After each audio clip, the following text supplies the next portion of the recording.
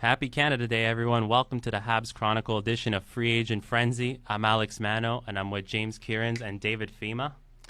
Hi, nice to be here. Yeah, Hello, it's yes. first Happy time. Canada Day. First time you come here. Yeah. You Got to get the co-founder on air. It was really important to us. Yeah. probably a very good idea to get some extra insight. Yeah. So, Because God knows I know it all. So- It's actually totally not managing true. editor. Managing editor. Right, And right. I got that right. You or me? But no, you are. I'm not. If I were managing editor, I thought I would know, and it's really disappointing because I have not been doing it. No, I am. I would say the managing editor and co-founder of Habs Chronicle. Nice to be here. welcome, and we hope you enjoy the show. We're going to be addressing, obviously, the elephant in the room, which is the PK Subban trade. But first, we'll just mention, as most people probably know, that there is the Alexander Radulov to Montreal rumor. It's been talked about by a couple of pretty big names, including Travis Yost and Eric Engels. So we will get back to that once we have confirmation. And we also have seen that there are some players that seem to be close to reaching to new deals with different teams, such as Brian Campbell, who seems to be close to signing a one-year contract with the Chicago Blackhawks. Taking a bit of a pay cut, likely. Definitely, probably taking a pay cut. It's a reunion. I don't think he wanted to leave in the first place after winning the cup. Yeah, but I think salary cap issues. I think they were talking 1 year, $2 million or something like that. So that's definitely a pay cut from what he was getting yeah, with definitely Florida. a pay cut, and especially with his age. Yeah, that feels like sounds good. $3 million too little for Brian Campbell. Probably. I value him a lot, but that feels like a really big discount for Chicago. There's also Kyle Okposo. Right now, it seems like he's going to go to either Buffalo or Minnesota. I did hear that Montreal did not even get a chance to make a sales pitch on him. He told them to screw right off. Well, maybe nicer terms. But yeah, that was the sentiment. He didn't even care about Montreal. Well, Kyle Poso is an American, right? And Montreal is kind of a hellhole right now. Montreal is a hellhole, and I just think certain American players, including David Backes, I think is American too. No? Yeah, David Backes is American. So I think there's just some sentiment among those players. They just don't want to come to Canada, but also, there's the higher tax bracket. There's the whole just controversy with Montreal and the whole management problems with Subban and all that. There's the whole, if you have a personality, we hate you. Not exactly a selling point. No, So that is true. So, That is so true. we've been looking for a top six winger, and it appears as though today, not 100% confirmed yet, but we did sign Alexander Radulov, that is the who is, strong according word. to a lot of people, not a top six, a top three. But, and I'm not complaining about it because he's a very good player, but we just traded PK Subban due to character issues. And now we're adding in a player who was exiled from the NHL because of this. Well, that's debatable. From what we know, he left on his own terms, and it kind of came to a shock to Nashville. We do know that there were certain character issues and missed curfews and such that created a problem with the Nashville Predators. But we have to keep in mind that was several years ago. He might have changed since then. And we also have to keep in mind that we just acquired one of his former teammates, Shea Weber, who was quoted back, when these incidents happened, saying that we have his back and, we support him even though these things happen. And, I think having Shea Weber here might be a good selling point to have Radulov come back here. Shea Weber did speak highly of Radulov. Well, as Yeah. highly as you could, considering he left his team.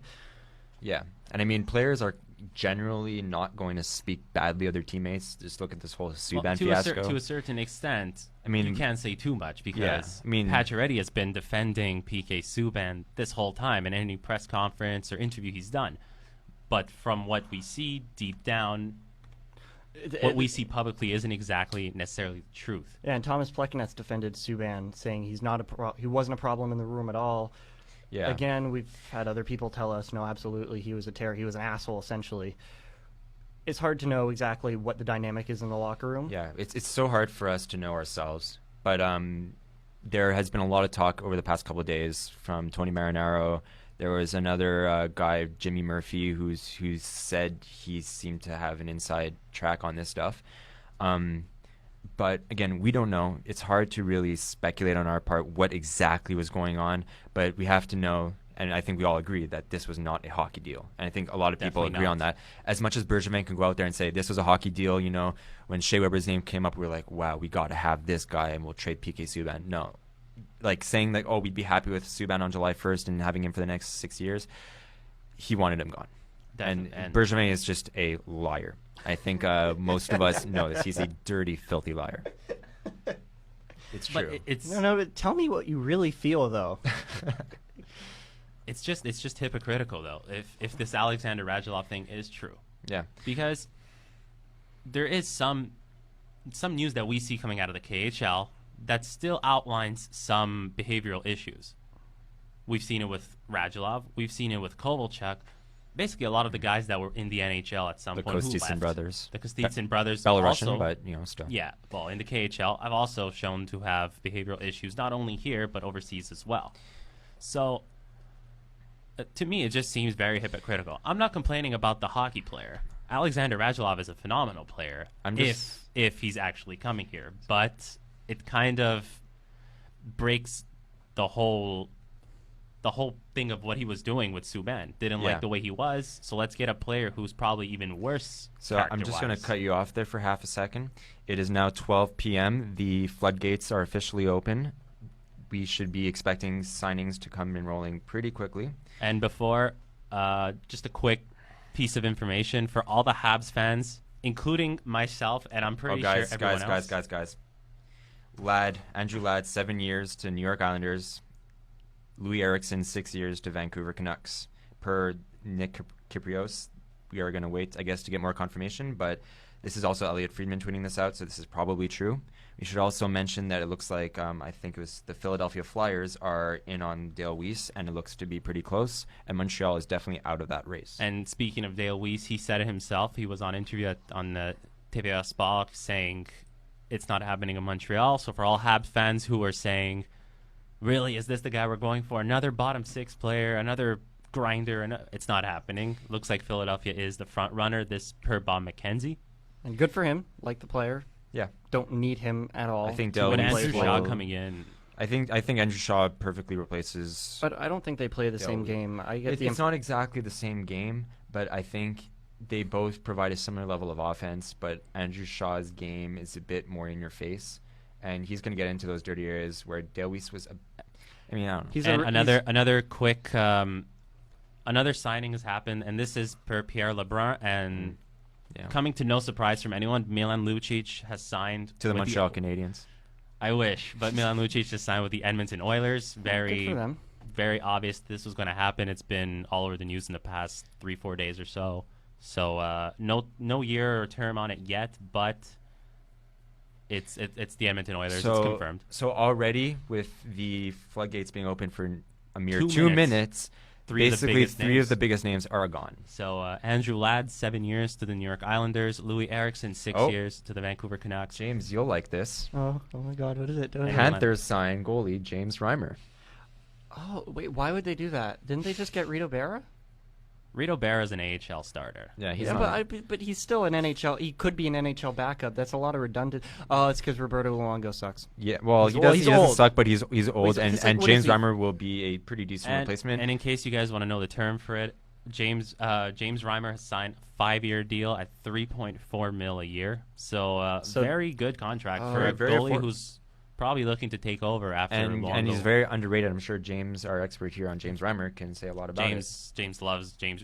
You could be best friends with Don Cherry. Don Cherry just thinks James Reimer is a Vezina goaltender, and well, yeah, he hasn't had really that many bad years, and people like to say, oh, he's only played 36, 37 games in any given season, but he's done all of them well. He was practically a Vezina candidate last year, except for the games played. He outperformed Braden Holtby in a lesser sample, but still.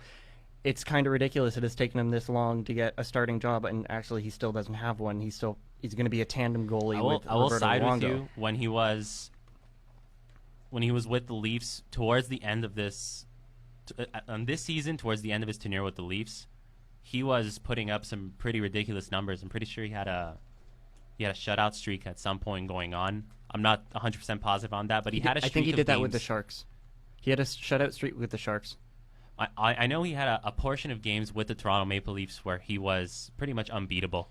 I don't think he was allowing more than 1 goal a game, which is very surprising given the team he has in front of him. Well, also, he was the only goalie that managed to get Toronto to the playoffs in 10 years, and he brought them in kicking and screaming. Guys. We have another signing, and it's Tampa Bay Lightning, right? Tampa Bay Lightning on a former Hab player, Michael Bourneval Gets signs a 1-year contract, 2-way, with the Tampa Bay Lightning. Good for him. Yeah. Shame it didn't work out here. I think what doomed him here, the concussions essentially. It was definitely the concussions. I had a lot of expectations for him. I remember that one preseason a few years back where he just so totally stood out, right? And he cracked the lineup. And he was a reliable player. He has so much speed, and he was very competitive on that puck. But the concussions really sidelined him, and he kind of got outclassed in the system by other players, and it just made it impossible for him to make a place here. I don't think he'll really play with Tampa. I think he might be a guy that gets called up, but knowing his injury history, might go to Syracuse. I believe Yeah. it's kind of a replacement for Jonathan Marchessault. Yeah. Considering he's gone to free agency. Why did they let and him go? Just a small note, Andrew Ladd, his 7-year contract is at $5.5 million per year with the Islanders. That's a reasonable contract. That's pretty 5.5. reasonable. That's something that I think the Habs should have considered. Okay, what do you think? That makes me really curious because Another signing. This is it Okposo? It's a player that the Habs thought they were getting, and that's David Perron, returning to the St. Louis Blues. Makes sense. This is going so well, Again, guys, so why well. would you want to go to the hellhole that is Montreal, where we hate you if you speak your mind? It is his home province. Before you go any further, Getting David Perron contract is a 2-year contract, very short, 2 years at 7.75. So very, very bargain deal, very good. That's the total salary. That's the total salary. Oh, No, okay. I not thought you were annual. saying he's going to make $8 million a year. No, I mean, come and I on. was. Get serious, it's not James. terrible because it's 2 years, but it's David Perron. So basically, the only top forward available left is the one guy who does not want to come here in Kyle Okposo. There's also Mikhail Bodker, but he has yet to really prove himself for the love offensively. of God, can we not get him? I really don't really like Bodker. I'm remember sure you you have a lot of saying- analytical reasons not to get him. I remember he you sucks. saying he's an elite third liner with the Arizona Coyotes. Oh no! You elite fourth liner. Elite 'Cause, fourth liner. okay, the trade deadline he was traded for Alex. Teague, Guys, right? Okposo Oh. to the Sabres, according to Craig Custance of Okay, I'm ESPN. going to put the Bodker thought on hold. What did Okposo sign for? We don't know yet, but it looks like it's confirmed. Okay, because what Or I'm we're gonna curious find out. about is New York didn't want Okposo. I figure he's too expensive, and then they go out, they offer max term to Andrew Ladd at 5.5. What is Okposo asking for that he was I can too see expensive it for about 6.5 to 7 million. I think is going to be the contract per year. that? I guess they need left wingers. I believe more, I but he's saw- older and not as good. Well, I believe I saw Garth something. Snow, man. I believe I saw something earlier that suggested that he was asking for something along the lines of 7 years at 49 mil, if I remember correctly, is what I So saw. 7x7. Pretty much. 7 by years, 7. 42 million for Milan Lucic. Exactly what we thought he'd get. 742. So that is a with- 6 million annual average value. So that is exactly what we thought, and I'm glad we did not pay that. That is too much money, I think, for 7 years on Milan Lucic. I think he's going to be He's going pretty down. good No, overall. I don't get me wrong. Like it's kind of like Shea Weber, where I mean, I won't get you started on that because I know you're going to throw a lot of crap at me. But we'll get to that. for a couple of years, the contract won't really matter, the Shea Weber contract. And I think the same thing for Lucic, it won't really matter. But towards the end of that contract, it's going to look really bad. Mark my words. Well, that's the case with a lot of any deals. Most any UFA unrestricted deals. free No, agents. that's true. But I think especially with Lucic. It feels like the best case scenario is it doesn't the contract isn't crippling right away. Yeah. That's the best case scenario. Yeah. I mean, at least with Shea Weber, like as financially it goes that he's not getting paid very much in his last years. In his last 3 years, he's only getting paid $1 million per year. And the AAV's But still there. The of course the cap hit's still going to be there, but I can fully expect he's going to retire by 38 or so, and those 3 or 4 years of his contract that'll be left over, that's going to be put onto Nashville's cap, and it's on. I'm not. Yeah, I'm not sure how the CBA okay, works so like that. let me. I'll explain Oh, it to you. please do. Yeah, sorry. Before 'Cause any further, More signings. Oh, for God's This isn't a sakes. player. This is a general manager contract extension. Rutherford? Jim Rutherford, Yeah. after winning the Stanley Cup with the Pittsburgh Penguins, Yeah, that makes a lot of sense. signs a 3-year contract extension. Okay. Huh, that's actually Right. kind of measured. Yeah, All right. I mean it's unexpected. It's totally expected. Retirement So this CBA. is how it works. Oh, and another signing. Okay. We were actually speaking of it earlier with the whole backup situation in Anaheim. Anton Khudobin has signed That and makes is sense. returning to the Boston Bruins on Oh. a 2-year contract at $1.2 million a year. Who? Because they had Gustafson last year, didn't they? They Did had they? Gustafson, yes. So who's Michael in Koska, 1 year decay. These don't really matter. There's Marshall So signs with the Panthers. Oh my Colton God, Sevier with Ford the is too Panthers. Okay, so basically how it works is that the amount of years that are left on Shea Weber's contract after he retires, You take $24 million divided by the number of years, and that's the amount of cap that gets placed on Nashville's overall salary cap situation for those years. So if he retires with 4 years left, that's $6 million per year roughly on Nashville's cap in dead space. Okay, here's the question: why 24 million? Where does that number come from? Oh, wait, hold on. Franz Nielsen signs a 6-year deal with the Detroit Red Wings. That was expected this morning. So Darren Dreger played spoilers to this day. I mean, he called everything. He's nailed every single prediction on the top 4. Basically, he called it all. I think we could go home now. I think we're done. Our day is basically over. Everyone's signed already. Still waiting on that. This is the fun part. Now we get to critique and say why all these moves are ridiculous. Well, there's still going to be plenty of deals. Just a reminder for people who might not know this. While last year might have been a snore fest for the free agent frenzy, 2014 had 94 deals on July 1st. 94. We've probably had, 10 or 15 by now, including all those, smaller deals? I'd say, yeah, around. So, and according to Craig Custance, the Bruins also still remain the leaders for David Backes. I think I think for them, he'll fit right in, but I think they're going to massively overpay. I don't know where he would fit. Probably in a third-line center role, because I don't think he's taken over nor Krejci or Bergeron. So Aaron Ward confirms Franz Nielsen on a 6-year deal, 5.25 annual average value over those 6 years. But Aaron Ward, are you sure? What do you think, Alessandro? Do you think he has the right info here? I'm not saying anything about Aaron Ward. He blocked me on Twitter because I made fun of his Iginla to Boston trade. So I'm going to refrain from Elliot Friedman confirmed it. I think it's safe. All right, Elliot Friedman said it. 5.25 a year for Franz Nielsen, not Aaron Ward. So basically, a lot of 6 and 7 year contracts. Besides the David Perron one, we're not seeing anything. A lot of very confident GMs, seemingly. Yeah, very ballsy. And this is what happens when you have the interview window 1 week before the free agent day, because this didn't used to happen and used to be a total, we have to go on July 1st. We have to call this guy and hope he wants to take this deal. And then, it would open up the chance for another player because, you're always afraid that if you didn't make that deal with the guy on the phone right now, your backup plan would be taken at the same time. So it was always, that's how crazy this day could be. But now that you have the interview period, at 12 o'clock, we're seeing all the deals just coming in right away. And it's going to kind of be a bit more problematic for the backup players to get a higher deal because the GMs aren't in as much of a rush to pick them up because they kind of have their plans already set. Yeah. Okay, going back to the Shea Weber thing, the $24 million figure, where does that come from? That has to do. I honestly can't remember off the top of my head how the number comes up, but it has to do with, first of all, that offer sheet that the Flyers made, and I think they violated certain cap rules, and they're imposed. This is a penalty basically for that. I'll have to check back to see where that number comes from, but essentially that is true. If you look at General Financial or Cap Friendly, they'll confirm it for you. That's how it's going to work. And there's no way we're going to see Shea Weber till 41 in a Montreal Canadiens uniform or in any uniform for that matter.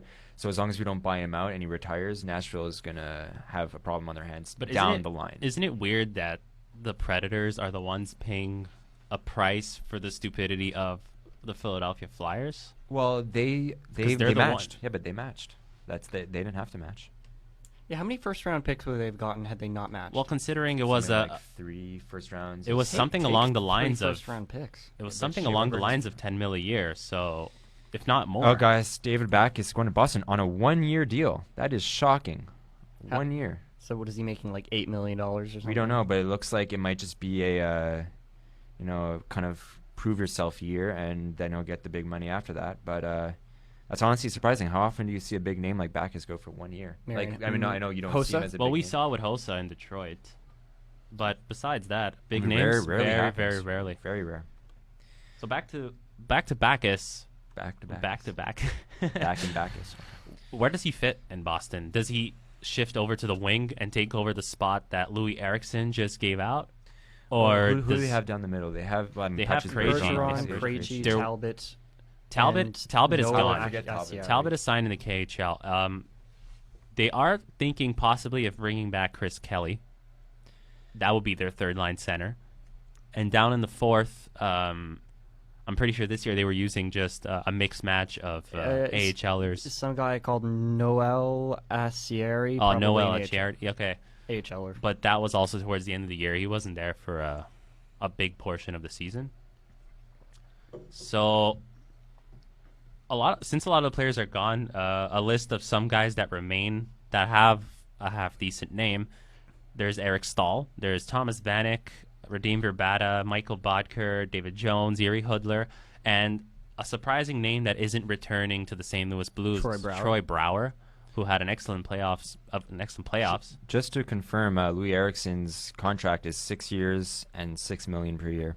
What we expected. It's more or less what we expected. Vancouver, I think, they'll probably regret this down the line. They're a team that's in a rebuild mode, and giving a 30-year-old 6 years at that money, especially with, you have the Sedins making a lot of bank and they're old. Like we see the connection. There's definitely that Swedish connection, but I think, anyways, any team was going to pay that for Louis Eriksson. He was going to take less, but it's free agent frenzy. I don't really see how it could affect them in the long run, considering the Sedins are both going to be gone off the cap soon. Yeah, that's true, but they'll still have a $6 million guy who's probably not going to be producing very much. I mean, they're looking to move Alex Edler.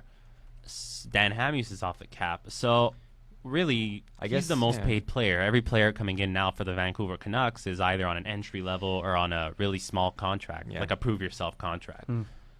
And correction, I don't think they're in a rebuilding mode. I think they should be. I think they're a bit in denial about that. Yeah, that's definitely true. They should be in rebuilding mode, but Jim Benning is. I don't really know what his plan is. Another signing, another backup goaltender. Nothing too big, but the goaltender that the Leafs got back in exchange for Reimer, Alex Stalock, has signed a 1-year contract with the Minnesota Wild. That's surprising. I thought it was brutal. Officially signed Brian Campbell. John Michael Lyles is re-upping with the Boston Bruins on a 1-year deal. It's a lot of coming in. What did Campbell sign for? It's not official yet, but I think what was being reported was 1 year, $2 million. God, for I think, but we'll have to confirm. 1 year, $2 million for Brian Campbell. For Brian Campbell, that's what was said. I think that's what they were saying earlier, but they did proceed to buy out David Rundblad, so that opens up a spot for Brian Campbell, and it's kind of disappointing. David Rundblad, it's a player who was drafted in the first round. It was projected to be a really good player, and it never panned out. Yeah, well, was bounced around between Ottawa, St. Louis, Chicago. It happens. It never worked out. You look at some of these top players; they just never. Well, these top prospects, it just doesn't pan out. I mean, we all had really high hopes for Jarrett Tenorti. We all know how that came out. He's a free agent today. The Habs could technically get him back, but I really don't think they will. I mean, there really is no point. Christian Thomas is also available. Danny Cristo, the guy we traded for Christian Thomas at the time, we thought was a terrible deal, but he's also a free agent. He hasn't cracked the NHL. Aaron Palushai is also available. I mean, it happens. Well, that's what it is. Wait, Backus in Boston is 5 times 6. Bob McKenzie was wrong. Wow. Bob McKenzie was the one who broke a 1-year deal. Who's calling him out on being wrong, though? Elliot Friedman is calling him, and another guy also calling him wrong, Craig Custance. Basically, everyone is saying it's 5 years times $6 million. That makes a lot more sense, I think. Yeah, I also got it from Chris Johnston. That's also really Johnston. terrible, so that's great. Yeah, Bob McKenzie never makes a mistake. Oh. So since this isn't a prove yourself contract anymore, it's a nice 5-year contract. Does he actually slot in on the wing? Do they just shift him over and hope to God it works out? Because there is no room down the middle. Well, last time, this is like the Leafs. Maybe there'll be a trade. We don't know. I mean, everyone was saying, "Oh, we should get Eric Stahl," who, by the way, is still available. I like him.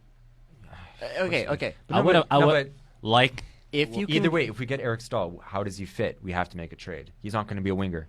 Maybe Darren goes to the wing, but we send Torrey Mitchell down to the minors. Yeah, but why do we have Torrey Mitchell? Okay, but listen, you have Alex Galchenyuk, you have Thomas Plekanec, you have David Darnay. Yeah.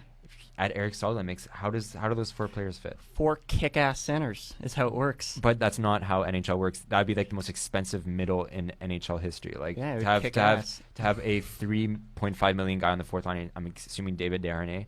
Eric Stahl would be coming in at $4 or $5 million. I would hope.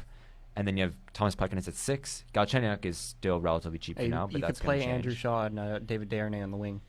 Yeah, we don't have a lot of left wingers, so David Desharnais does slot in there if we need him to. And Yeah. he's been good in that role in the past. It's possible, but it's just totally unrealistic that this happens, and you know it. Yeah, I As much as you know. want it, it's not gonna I just have fun disregarding everything our GM does because I just don't agree with it. Yeah.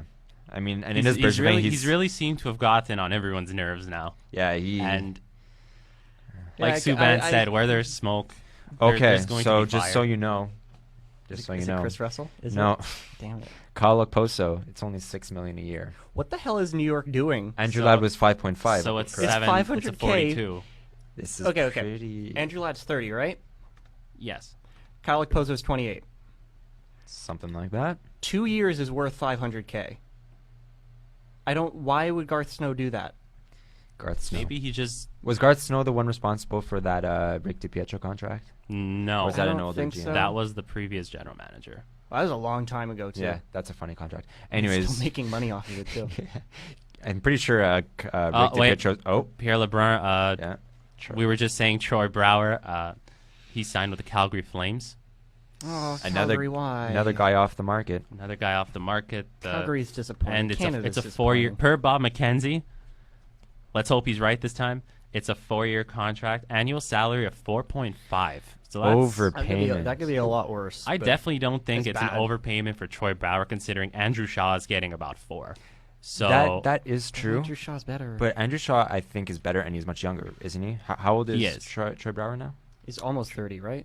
Troy Brower is Or am I? past I'm 40, pretty past sure 30 he's years old. in his 30s, isn't he? He's 30 years old. Okay, so he's 30. That's really bad. But you know what? Again, I keep saying overpayment, but this is just how it is on Free Agent Frenzy. The only thing that doesn't make sense is this Ladd Okposo Well, nonsense. Troy Brower is only 30 years old. It's a 4-year contract. Yeah, so the we term is broke not out bad. of the 6-7 year term. Yeah. I don't think That is it'll be bad. True, but he is more of a physical player, right? Yes. That's true. Physical players do not age as well. If you're a Well, smooth skill player who relies on skating and hockey sense, you can survive into your mid-30s. Your body won't break down the same way. If you're grinding every shift, if you're hitting every shift, your body will degrade faster, and Logically. your mid-30s will look a lot worse. So, Well, that- yeah, 4 years I mean- isn't as bad, but by the end of that contract, he's not worth it now. But you know what? It's again like Alessandro said, $4.5 million for 4 years. Like at least it's only 4. He'll be 34, and that contract will be gone. Like at 34, he won't be awful, but he'll definitely have declined. I mean, we can pretty much guarantee that. But I I don't- see you're pulling up his I stats, kinda and are- you're kind of excited to I- share. I mean, if this was a 6-7 year contract, then That'd be just then that god-awful. would be bad because then you would really see the decline.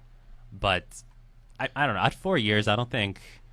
I mean, you might see something a little off in the last 2 years, maybe. Okay, there are worse things to do. There are worse things. But I don't like it. And I'm kind of getting really discouraged with all the Canadian teams because Vancouver sucks. Edmonton is poorly run. Toronto just came out of the woods, but still, do we really... I trust them more than most, but do people really trust them? Ottawa sucks, Montreal sucks, Winnipeg's okay. Now Calgary sucks too. But does Montreal really suck? Oh, yeah, no, they do. I mean- It's a damn shame. But Okay, well, with a fully functional goaltender, that's the problem. no matter that is. I mean, that is the problem. It's too bad we have Carey Price. but that's 'cause- just a 'cause- shame. Because I know you're making fun of me, but I say it without irony. It's kind of a shame. oh, guys, with guys, Carey guys, Price. guys, guys. Oh, what did the hell? Eric Stahl to Minnesota, 3 years, $3.5 million. Oh, but, come on, Three you and a can't half. tell me that's. That I would have done that deal if we had room in the center. If he was planning, if Bergevin was planning on unloading one of our centers, that would have been I think a really solid There are deal. teams in the league that will invest $3 million in a fourth liner. Like, why can't we be one that invests $3 million in a not fourth liner, but who plays on the fourth line? Because he I'm can. just I think he can score at a second line rate. And I think he is really like the possession stats. I really like them. I know a lot of people roll their eyes at that, but he's really good defensively. He is a glorious fourth line. Talking center. about Eric Stahl, Yes. fourth line. Oh, it is. That's. You But know when, this is when not going to people happen. talk about Come decline, on. when people talk about decline, that's a decline. But okay, but Okay, so let's All get right, off all this right. topic because All right. we're not going to go anywhere with it. The Fine. Buffalo Sabres now have Sam Reinhart, Jack Eichel, Kyle Okposo, Ryan O'Reilly, Zemgus Girgensons. Evander Kane. They have Evander Kane, Ristolainen, Alex Nylander is coming up. Ugh. This team is going to be a force soon. Yeah. I've been saying it for the past, I'd say maybe 4 years or so. This is a team that is going to be, I'd say, top 3. Well, they were one of the first teams to embrace the total rebuild, right? Yeah. They And I kinda believe they bar did it the for it. right way. They went and get the pieces they needed. And they still And have I'm Matt saying this, Molson. I'm directly technically, I criticizing think. the Edmonton Oilers because they're rebuilding and it's just forward, forward, forward, forward. I can't blame them as much this year because they were really lucky to have Jesse How do you Puljujarvi not slip take to Jesse 4. Puljujarvi? You had to take him. But also, But how in do years you- past, they've made some really questionable picks. years past, how do you not get somebody better for Taylor Hall than Adam Larson? They're paying for potential. And if, It's, okay, a 20. and it's a really big if Adam Larson becomes what he was supposed to become, And he's still solid. Yeah, okay, he's good. then I think the trade is not as bad as people think. It's not. I think people are just upset because for Taylor Hall, you should have gotten more.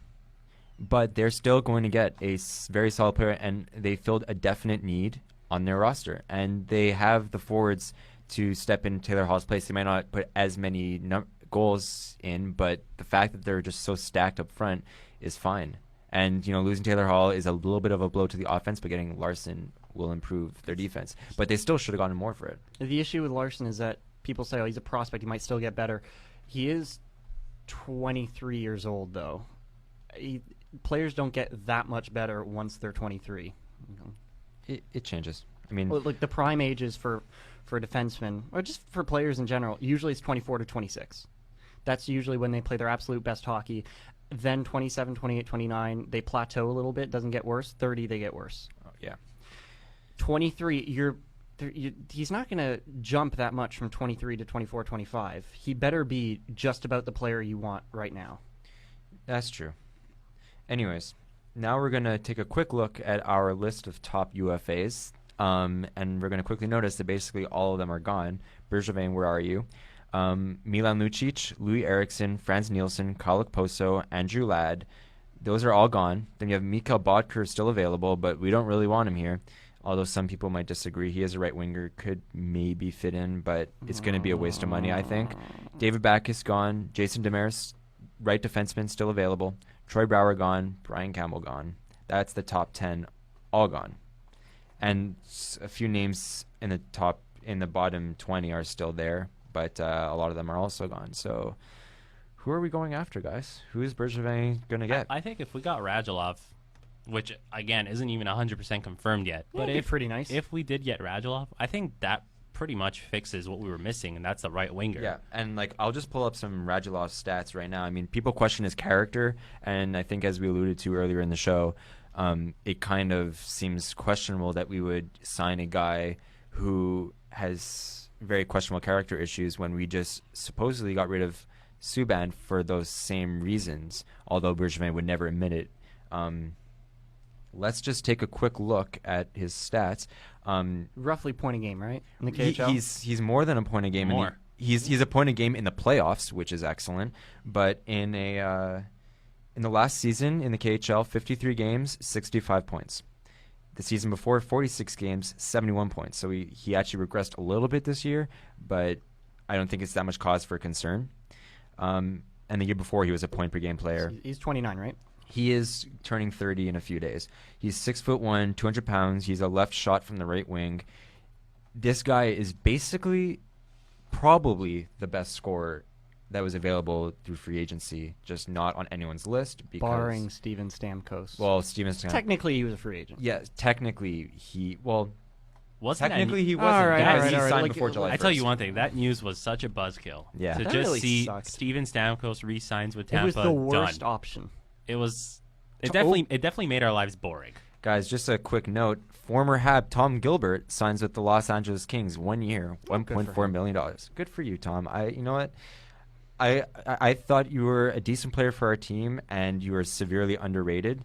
I think on the bottom pairing, he was totally fine. But I'll be the first to say when we got him, I was questioning it because I didn't like him, and I'm sure you were happy and I with looked his at fancy stats. and I Yeah, looked I at did. his time with the Oilers and the Wild, and I was like, You didn't see it. It's gotta be Something's not there. right. Why did we get Tom Gilbert? And then it's mostly because he was always looked at as a more offensive like player. So when we got him in Montreal, we were saying, hey, we need Tom Gilbert, maybe on the second power play unit, could maybe finish the season with 20 points or so, maybe 25 points max. And then we molded him into this shutdown defenseman kind of player, and he actually looked really good in that role. Yeah, I think he was. I mean, the whole problem with Montreal is that we just want points, goals. But there's a certain point where you have to consider we need guys who play reliably. But I also just have a couple of other things to point out. Bob McKenzie says that New York Islanders are closing on a 2-year deal on Jason Chimera. According to Renaud Lavoie earlier this morning, about 17 teams were in hot pursuit of him, so it looks like the Islanders are going to win out on that. And Pierre LeBrun also confirms that Habs were runner-ups for Lucic, and they pressed pretty damn hard on him. But I think it was set in stone. He was pretty set in stone. He was going to Edmonton, and that's it. He's going to do great there with that high-skilled team and with his former GM, who was not the reason why he was traded in the first place. So Peter Chiarelli will be happy. I want them to be good so bad. I don't even like them. It's just be interesting. It's sad. Yeah, seriously. It's demoralizing to watch. Like seriously, when they drafted Connor McDavid, I really thought last year was going to be the year where they finally pushed for a playoff spot. I didn't think they'd be dominant. And he played amazingly well. But I thought the team as a whole just finally kind of had it, and they got Cam Talbot. He was kind of a wild card, but I thought he would do the job. They have gotten sucked. better. I mean, McDavid was injured, but they were better last year than they've been. Obviously, not but good it's still enough. not what we expect. But they weren't a tire fire. That's progress. Yeah, and I mean, you look at it now. They got rid of Taylor Hall, but they got a top forward right D who might play on the top line soon enough. And they just did get Milan Lucic, who won't put the same numbers as Taylor Hall. Is a very different role, but have him in front of the net, protecting Connor McDavid and the other young kids. He's going to pot in a lot of goals just from the net front. He's going to do it. So I'm pretty sure of it. The Jason Chimera is confirmed to the New York Islanders. Term and salary we're not sure of yet. And another signing to the St. Louis Blues, another backup goaltender, the former Nashville Predator, Carter Hutton, signs a 2-year contract with the St. Louis Blues. So they got their actual backup. So there's no more battle for the top spot over there anymore now with Elliott being gone. Yeah, that's always good. I mean, they're giving it to Allen now. Like you had that situation in Anaheim too with Gibson and Anderson. Anaheim made a choice. Now St. Louis has. I mean, when they got rid of Brian Elliott, it was pretty clear that Jake Allen was going to be their man. But it's good that there's not going to be really any contest anymore. And of Elliott, how do you feel about Elliott in Calgary now that he has a full workload? Lucky are they to get Brian Elliott for the 35th overall pick? That is a steal. And I understand why the price was that low. He's old, and there is not that big a market for goaltenders. But he led the league in save percentage last year. I think at even strength, maybe overall.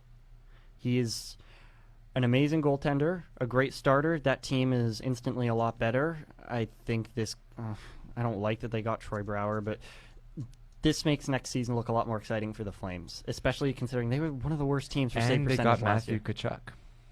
Oh yeah. And there's the average annual salary on Jason Chimera with the Islanders. It's a 2-year, $2.25 per year. So that's not so bad. Not bad at all for a guy that's gonna guy who's still got his legs for a 37-year-old. Still one of the fastest players. I remember one of the goals the Capitals that scored against us where he completely embarrassed Alexei Emelin wide. Yeah, he went wide, cut down, straight to the net, and just considering how many people were after him, I think Islanders got a pretty nice deal there. It's odd that you'd have 17 guys going after. There's another backup off the list, and getting cut off left, right, and center here. I don't blame you. Too many deals, man. I'm sorry, guys. Go on. Who is it? But this is one of the rare July 1st that this happens. Chad Johnson, ex-Buffalo Sabre, signs 1-year contract with the Calgary Flames. As we were just talking about. So the Calgary Flames, they got their tandem now. Elliott Johnson. Wasn't Chad Johnson the guy that Tim Murray acquired purposefully to be bad in Buffalo? It was the Tim. He was from the Michael Neuwirth for Chad Johnson trade with the Islanders.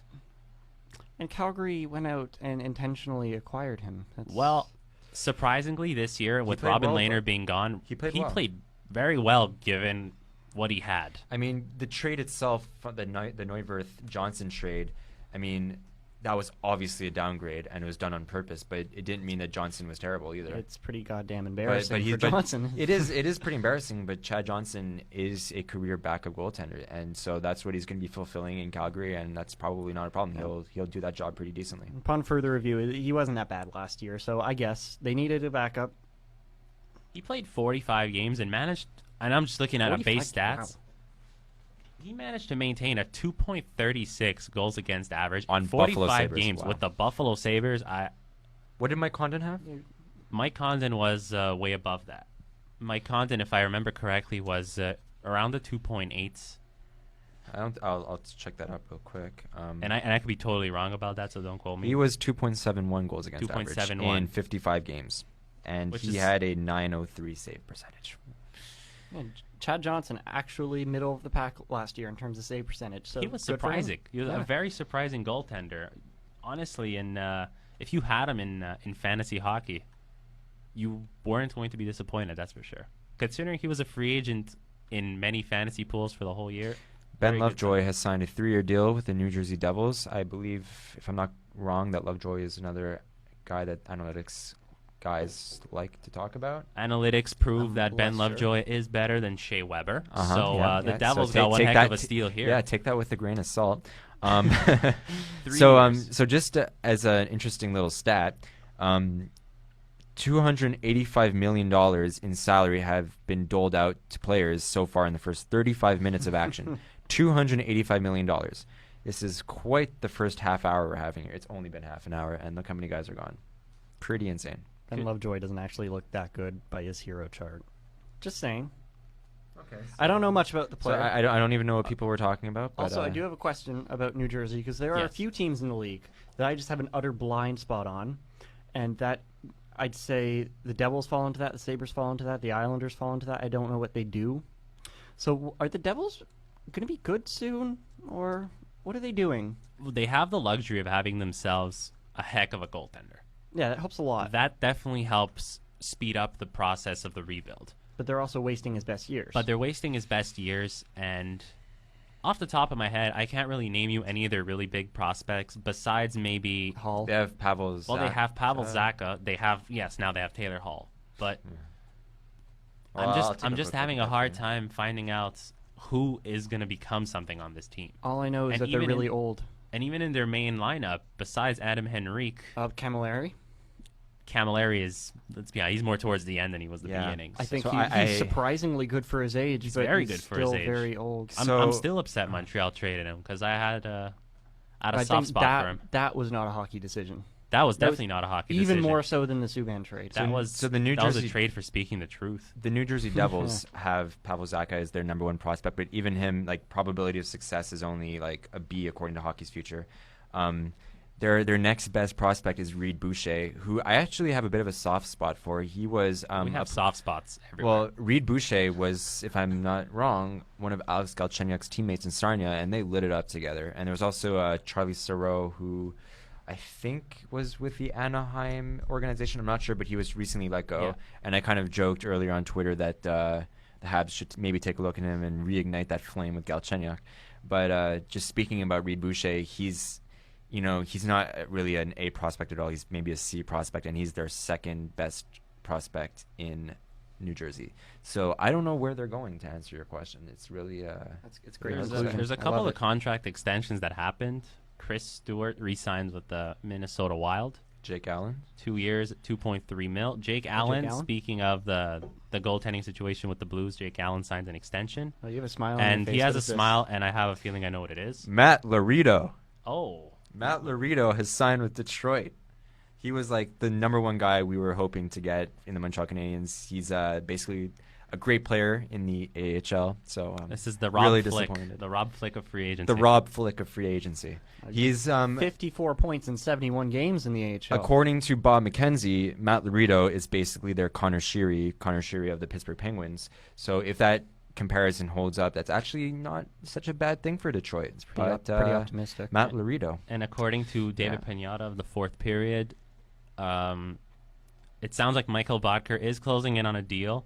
No, He's previously heard of the 4 teams interested in him, and he's not sure which of them are still in the mix, but those 4 teams are the LA Kings, the Anaheim Ducks, the Nashville Predators, and the Montreal Canadiens. Get out of town. So basically, the Montreal Canadiens are interested in every single player, and Here's my issue with Michael we don't get Bodker. anyone. By the way, Radulov isn't signed yet, so We'll get back to that, but Michael Bodker, at the Yeah. trade deadline, he was traded for, effectively, Alex Tanguay and a first and a third round pick. They weren't picks, they were already prospects, but we'll just approximate them to being Yes. that. Alex Tanguay scores more than Michael Bodker does. Scores at a better rate at 5-on-5, scores at a better rate on the power play. You know, I liked Tanguay when he was here. It's pretty sad when he was gone. Like, I know he's 36, but why would you invest in that, especially if you're Colorado and you're not in a playoff spot and you miss the playoffs? But hey, I'm not a general manager. What I know, I'm just You're just James. a dumbass blogger. Yeah, just a dumbass blogger writing Who writes monumental mistakes of terrible. an Yeah, article. the only monumental mistake is that article, right? Yeah. Yeah, so if anyone is curious about what we're talking about here, our writer here, James, doesn't like Shea Weber. he does not like. Well, I think he especially just doesn't like the trade-off for PK Subban, and Okay, well, I the like- title for the I- article was "Monumental Mistake." I like good players. And I'm having a hard time trying to Okay, find I'm out just why trying to you stir- don't like I'm the just- number one Okay, defenseman I'm for Team stirring Canada. the pot there. I'm stirring the pot. No, but Okay, like I think we're gonna get a lot of hate for this, so I'm gonna try and just tread lightly with this. I should mention, and I'm pretty terrified that Matt Martin is still a free agent. While I think we all think that he would be a good pickup because that guy is fierce and he would make our team pretty scary down in the fourth line. However, there has been a lot of talk that he's looking for $3-4 million a year, which is absolutely absurd. Like, he's about to spit out his coffee. It's so funny. We can't pay that. No one can. I don't think anyone will. But I think he's still going to get overpaid, and Bergevin needs to stay the hell out, even though he's basically there's this no perfect denying. player. I'd love to have Matt Yeah, Martin. we all would, but but it's gonna cost way too much. It's just not doable. It's not worth It's it. not realistic. Arizona can do it. Coyotes are close to signing Jamie McGinn. There's a guy who might have been a decent signing, who is probably going to be off. Jamie McGinn would have been a very surprise signing. Like- For any of the good teams that are left over that have some cap space, I think Jamie McGinn would be one of those guys that could Yeah, and like potentially slip into the top six because Yeah, he performed really well with the Ducks and surprisingly enough with the Sabres. yeah, and like we look at that trade deadline this year, and there wasn't really many good players to pick up. Jamie McGinn was one of the headliners, which was like kind of underwhelming. Kind of sad. And he Kinda kind sad, of got but traded you know at the what? end of the deadline, But one of he those showed- last-minute deals. He showed up in Anaheim. He put up 12 points in 21 games, not so bad. Put a couple goals in the playoffs in their first round series that they got eliminated. He's not a top producer by any measure. He's never scored more than 19 goals in the NHL. But that's a depth guy who, if you get cheap, is not such a bad deal. But again, do we really need a depth guy? No, not. Well, funny you mentioned that because Dale Weiss threw out that quote saying that the Montreal Canadiens have too many depth players. To which he know. responded, "Hey, well, Yeah. they didn't make the playoffs, so do they really have as much depth as you say?" Oh, so And- Dale Weiss. He actually raises a pretty interesting point. Wait, Do wait. we actually have enough good depth? Somebody said we have too much depth, and he said, "Are you sure?" That's basically the is crux what of he's it? saying. That considering we is- didn't make the playoffs. more or Is he less. campaigning to get a job back on the Montreal Canadiens? Oh, he Because that's he hasn't that's what been it signed sounds yet, like. right? I know he But, doesn't want to come here, but you say No, that. he wants to come here, but he's not leaning towards signing here.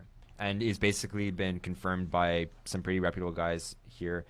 Well, it was actually on TVA Sport that Del Weiss said, we don't actually have the clips, we haven't seen it ourselves, but it's been tweeted out by, I think, Renaud Lavoie. He said, I'm not coming back to Montreal. It's the deal is just not right for me here. I think it's a contract thing. I don't want to cut you off, but While you're doing it anyway. well, I'm doing it anyway. it Luc wouldn't Génie- be the first time. It wouldn't be the first time. Hey, I'm you trying got to to get cut the you off breaking news. Luc Génie said with David Perron that the last two teams remaining were the St. Louis Blues and the Montreal Canadiens. Which is totally expected. Pierre LeBrun literally just tweeted, Jamie McGinn One has more signed time. with the Arizona Coyotes 3 years, $10 million per season. So you're going to tell me Joking, that... by the way. Never mind, I said nothing. Oh, no. No, it's nothing. So that's a 3.33 average annual value for Jamie McGinn. 3 years, not such a bad deal. Pretty low risk.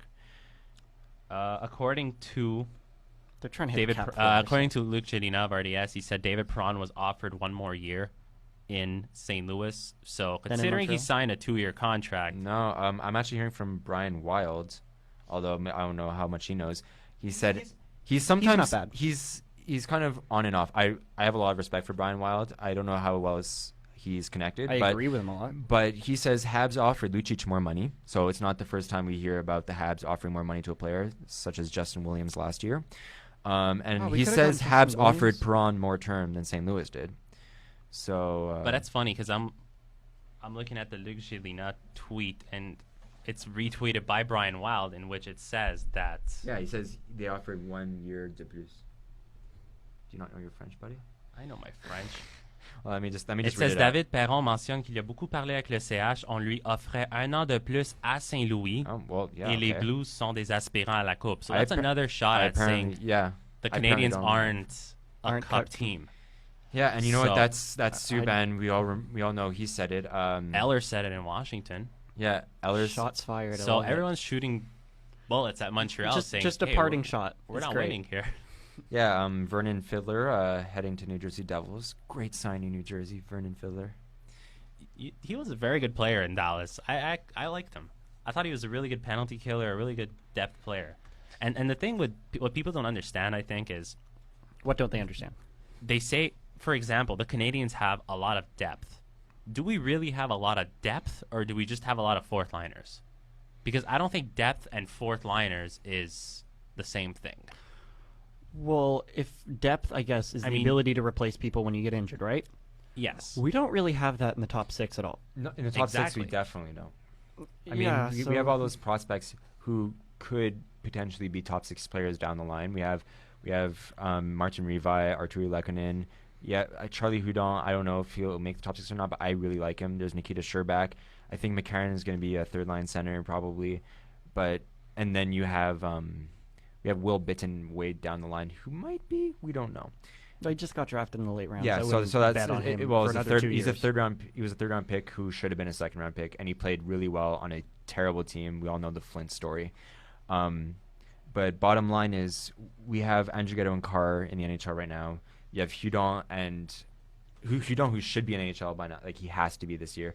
Sherbak is close. McCarron is close. Sherbak can use another year in the minors. Yeah, I think. I agree. Considering he was injured for Yeah, a for sure. better part of this year. But then you also have Revi and Lehkonen, who have both been playing professional hockey in Europe and tearing it up. I've heard that Martin Revi was leading the league in scoring as a fourth liner He in the Czech league, but Yeah. still. but they're both playing professional hockey And- against men, and they're both playing so well. And the other stat, you're talking about them dominating. Arturi Lehkonen playing in, I believe it was with Frölunda.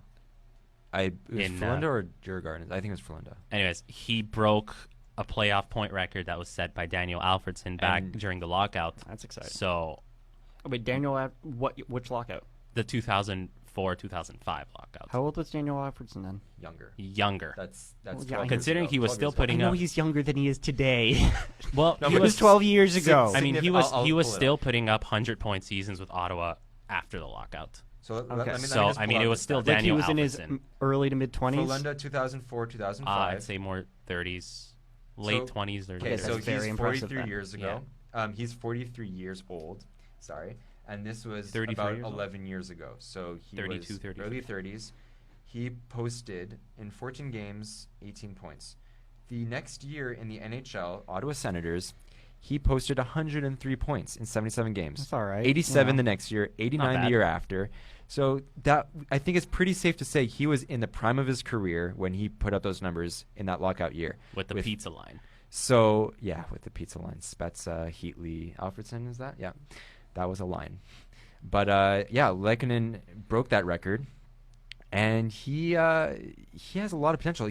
The Montreal Canadiens actually list him at 5'11" or 6 feet, but that must be on skates.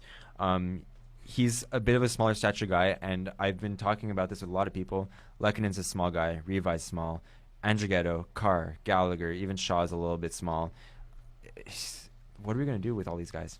We don't have room for all these guys who I think have potential shots at the NHL in next year or latest the year after.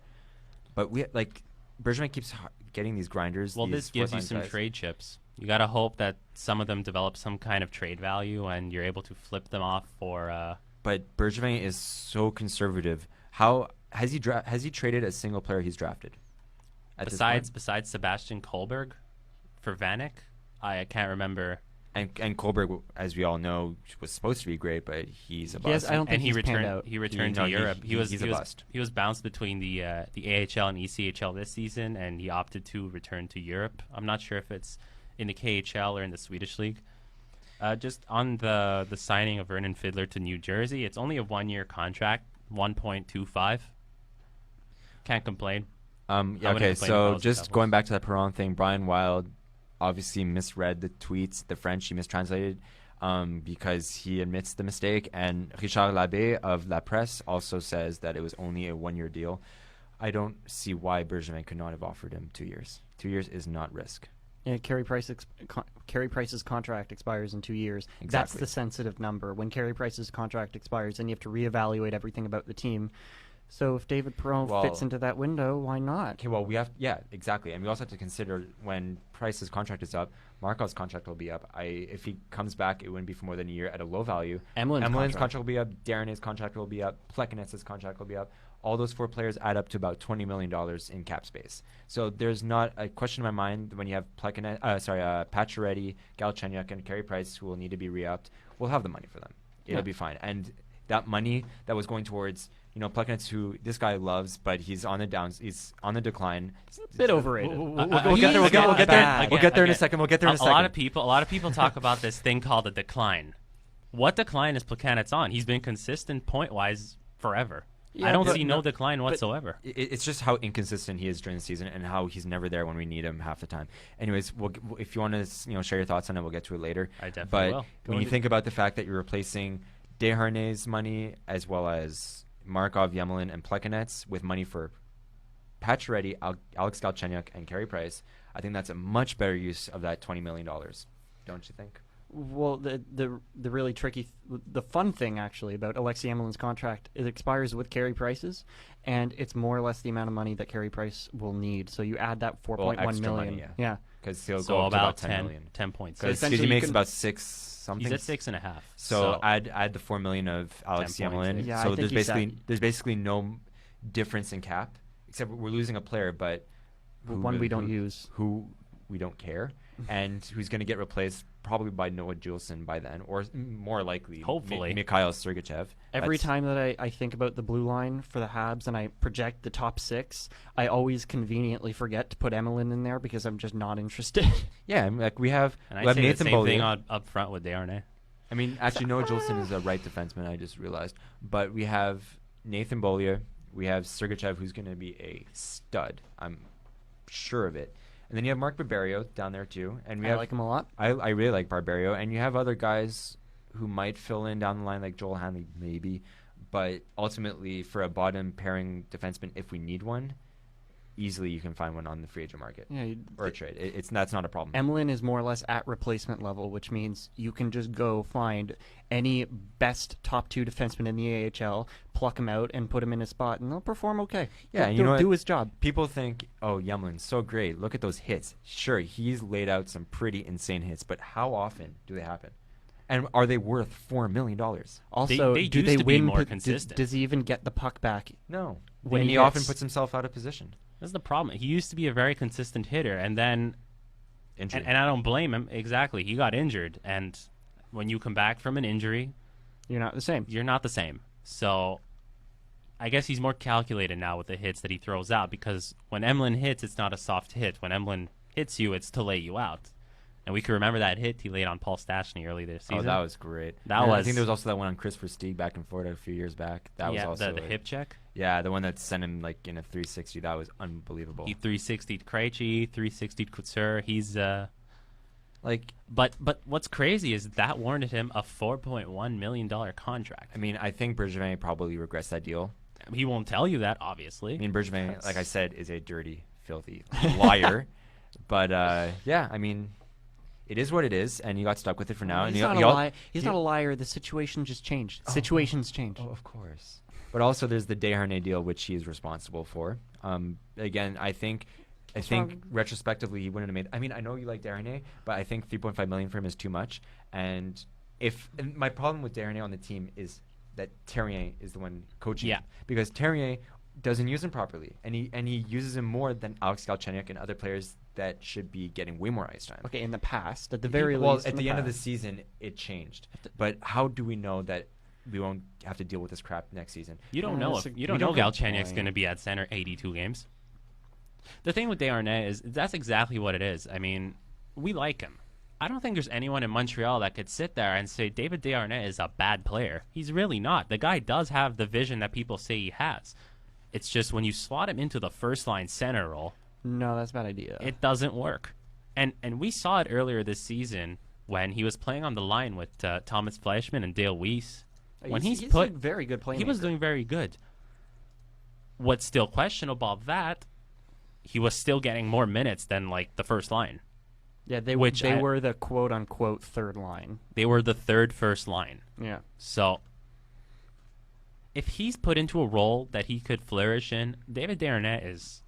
I'm more than happy at 3.5. Even considering he has 1 year left, 3.5 is perfect. Yeah, I really don't understand people who say we should buy him out. No, buying him out makes no sense. I don't think we should buy him out. I think either sit down with Michel Therrien and get his head straight and don't let him use him the way he has because that's going to happen. I know it's not. It's probably not happening. We talk about all these hypothetical situations. Yeah, we got it. We have to but try, right? Ultimately, Bergevin is in the foxhole with Michel Therrien. But again, like we said, David Desharnais can fill a role really well. Third line, sheltered minutes, and playing against weaker opposition. He'll do the job. He's creative. He's fast. He can do it. But the thing is, like we said, he always ends up with Pacioretty at one point or another every season. And it doesn't even work anymore. And it doesn't work anymore. I don't think he's that bad with Pacioretty. I think it's just he's not quite worth Pacioretty's quantity of minutes. He's that's exactly my point. He's worth Pacioretty's time, but he's not worth the first line's time. That's basically what I mean, because Pacioretty is going to be on the top line, and he's going to get the top line minutes and the toughest opposition. And it was starting to fit, like that connection. I feel is starting to fade. While it's still not that weak, it's still pretty decent, And that whole garbage about Galchenyuk and Pacioretty having no chemistry. Like, what was that comment? Like, you saw once you put them back together. Oh, all of a sudden, Galchenyuk evolved. Like, is he a Pokemon? Like, did he turn into a freaking Charizard? Like, just a few minor signings. The Rangers signed Adam Clendening, decent depth defenseman. He was coming from the Edmonton Oilers, I believe. He was bounced around quite a bit this year between Pittsburgh. Wasn't he bounced to Anaheim? Pittsburgh to Anaheim to Edmonton. He might have been put on waivers. Yeah, he was. He changed team 3 times this year, so he signed with the New York Rangers, as well as re-signing in Arizona. They re-signed defenseman Klaas Dalbec, who was the defenseman sent to Arizona in exchange for Antoine Vermette last season. Well, no, Vermette went back to Arizona, so. There's also, there was David Schlemko to San Jose Sharks, I believe. I guess that replaces, if I remember correctly, David Schlemko was a analytics baby. Well, so Pierre LeBrun says the San Jose Sharks have signed David Schlemko to a 4-year deal worth $2.1 million per season. And he is in Pierre LeBrun's mind, a really underrated player. So that could be good for San Jose Sharks. They're losing Jason Demers is from San Jose, right? No, he's from Dallas. Dallas? They're losing Roman Polak, I I'll look it believe. up. Jason Demers is from Dallas. He was with San Jose, and he was traded there to Dallas. You're right. That is correct. That is my bad. But Demers is a guy who's available. But the guy the Sharks are losing, I believe, is Roman Polak. I thought you were asking where he was born. Jason Demers. He was born in Dorval. He's born in Quebec. Yo. Can't get more Quebec than that. But that Jason Demers is a big name that's still out there. He is a defenseman. I would go after him if we get rid of Yemelin. But that's the only way we can even really. Not Chris Russell. Holy but crap. Jason, there's been talks that the Habs are in contention for Chris Russell. James might want to speak on that. I don't mind them getting Chris Russell because I want them to go full grit 100% and just finish the debate. Either it works or it doesn't. Give Michel Therrien all of his toys, and when it crashes and burns, we could pick up the ashes and start rebuilding again. I don't want there to be a 50-50 split of skill and grit on the team where it ends up we end up getting outshot every game. Carey Price saves us until we get to the playoffs. We get bounced in the first or second round. Either win the Stanley Cup or get the next first overall pick. I don't want it in between. So drive it into the ground. Get Chris Russell if that's what you want. So leave no doubt. So you think after 1 year we would have this answer And with this team, you're confident, and you're probably right, that we would probably be one of the worst teams in the league, possibly win the lottery. And given the fact that it happens in 1 year, we wouldn't be wasting too much time on players' contracts like Patrick Price. I think you took it a little too far. I don't want to spend. That seems where you're going. I don't want to spend the next 3-4 years watching this team be good, not great, because it has the potential to win a cup. I don't want them to get bounced in the first round continuously. If they're going to make bad decisions, commit to them, make all of them, and then prove to yourselves that they don't work and get yourself fired. No, I think that's probably right. I think in 1 year we would probably get that answer, and we could finally move on with this crap. But, I mean, again, we think this is so logical, right? But then it's Marc Bergevin. I used to have total faith in him, but I just have no idea what's in his head anymore. Just wanted to add that according to Jeff Chaumont of the Journal de Montréal, who's a pretty reputable source, Montreal was among 3 teams going after Perron with St. Louis and Anaheim. But like we have said before, the Habs were offering only 1 year, and also reportedly they were offering less money too. So it makes perfect sense that Perron had no. It was a very stupid strategy. Thank you for the sarcasm. So I want to ask you guys one question. Oh, what's the question? Alexander Radulov is not even signed yet. Well, it's not confirmed. It's not confirmed. Well, the rumor's out there, but well, we're the not rumor sure. There's Travis Yost who just flat out said Alexander Radulov has signed with the Montreal Canadiens. There's only 2 people. And there's Eric Engels who said he has confirmed with 2 sources that this deal has happened, but he still said not 100%. I mean, neither of those guys are Bob McKenzie or Elliot Friedman, but they don't make stuff up. But no, that's true. They're not say bad it doesn't sources. happen. Say Radulov doesn't sign, and he just... I mean, I wouldn't be surprised if in 10 minutes we see Alex Radulov signs 2-year contract with St. Petersburg in the KHL. That wouldn't surprise me in the Or the slightest. Red Wings. But if he doesn't sign... Red Wings have money to spend. If he doesn't sign with the Habs, what are we at now? Because now all our options are gone. Every top-of-the-line free agent is signed. But there's Mikhail Bodker, man. But seriously, that's a great point, because look at the teams around us. Buffalo has improved. Tampa Bay has improved just by keeping Steven Stamkos. You have Florida's improved a lot. Florida's improved a lot. James Reimer. Detroit. Oh yeah. Detroit has signed Franz Nielsen, who's a good player. Toronto, I mean, they're not really in competition yet, but 2 years, Toronto is going to be a real problem. They're going to be a real problem, especially if things continue the way they're going. You just love Ultimately, Oh, I do. I really do. most of our division has improved their team this offseason. We've gotten Shea Weber. We've gotten Andrew Shaw. We've become a tougher team. And I'm not going to go into this because I know you're you're chomping at the bits to go through this conversation. It's great. Oh, by the way, confirmed by Elliot Friedman, Dale Weiss to the Philadelphia Flyers. Thank heavens. Makes sense. So, okay. I guess some Habs fans can breathe a sigh of relief. Of all signings, I think Dale Weiss, I mean, it wasn't going to break the team unless he signed for a lot of money. What did he sign for? It's not out yet. It's just going to Philly. We don't know yet. I think Bob McKenzie was alluding to a 4-year deal. That is probably something we're going to see. I would estimate between the $2.5 $3 million range. I'm actually expecting more. We'll see. It's something that will probably come up in the next few minutes. Maybe but Dale Weiss on the Philadelphia Flyers, where do you see him slotting in? On the Philadelphia Flyers, pull up his roster. It all depends on how Guy Boucher sees him, because where he should be, he's not third line. He's a right wing, right? We have Wayne Simmons. Sorry, not Guy Boucher. Yeah, I'm sorry, right. that was It's Dave Haxtell. Sorry about so that. you have Wayne Simmons and Jakub Voracek. Well, he's not slotting into the top 6. Well, what's really nice about this is that they have 2 guaranteed top 6 forwards on the right wing in Simmons and Voracek in Philadelphia. So there's no way in hell that Dale Weiss will get there barring injury. So Dale Weiss is going to be played in his role for once in his life, at least in the last few years, because, with Montreal Canadiens. Top 6. Top 6. Dale Weiss. Dutch Gretzky. He's not that bad. It works. But these are all solutions that work extremely short term. Voracek is a left wing. So Yeah, he is. Sam Gagne, I don't think is coming back, right? Yeah, but they also have Matt Reed, who's pretty decent. Oh, so he slots in third line. Or maybe they get tired of Ryan White. Dan Hamhuis is closing on a deal. Weiss, 4 years, $9.4 million. So that is do the math. That is less than $3 million a year. That is 2.5. 2.3 That is $2.3 million, I believe. Why am I bad at math? I'm bad at math. I'm a musician, guys. I can't count. Okay, why is this not working? 3.75? Yes. 2.375. Guys, I know all the numbers. All even the try. numbers. All the numbers. anyway, so Dan Hamius is close to signing. We're not sure exactly where, but I think that's the big fish on D. With Brian Campbell being gone, I guess the next big defenseman is Dan Hamius. And he's decent. I just like to confirm that would- you were correct. 2.35 is the annual average value. I did say 3.75. Right? Don't 2.35. 9.4 divided by 4 is 2.35. Oh, you said 9.5. 9.4.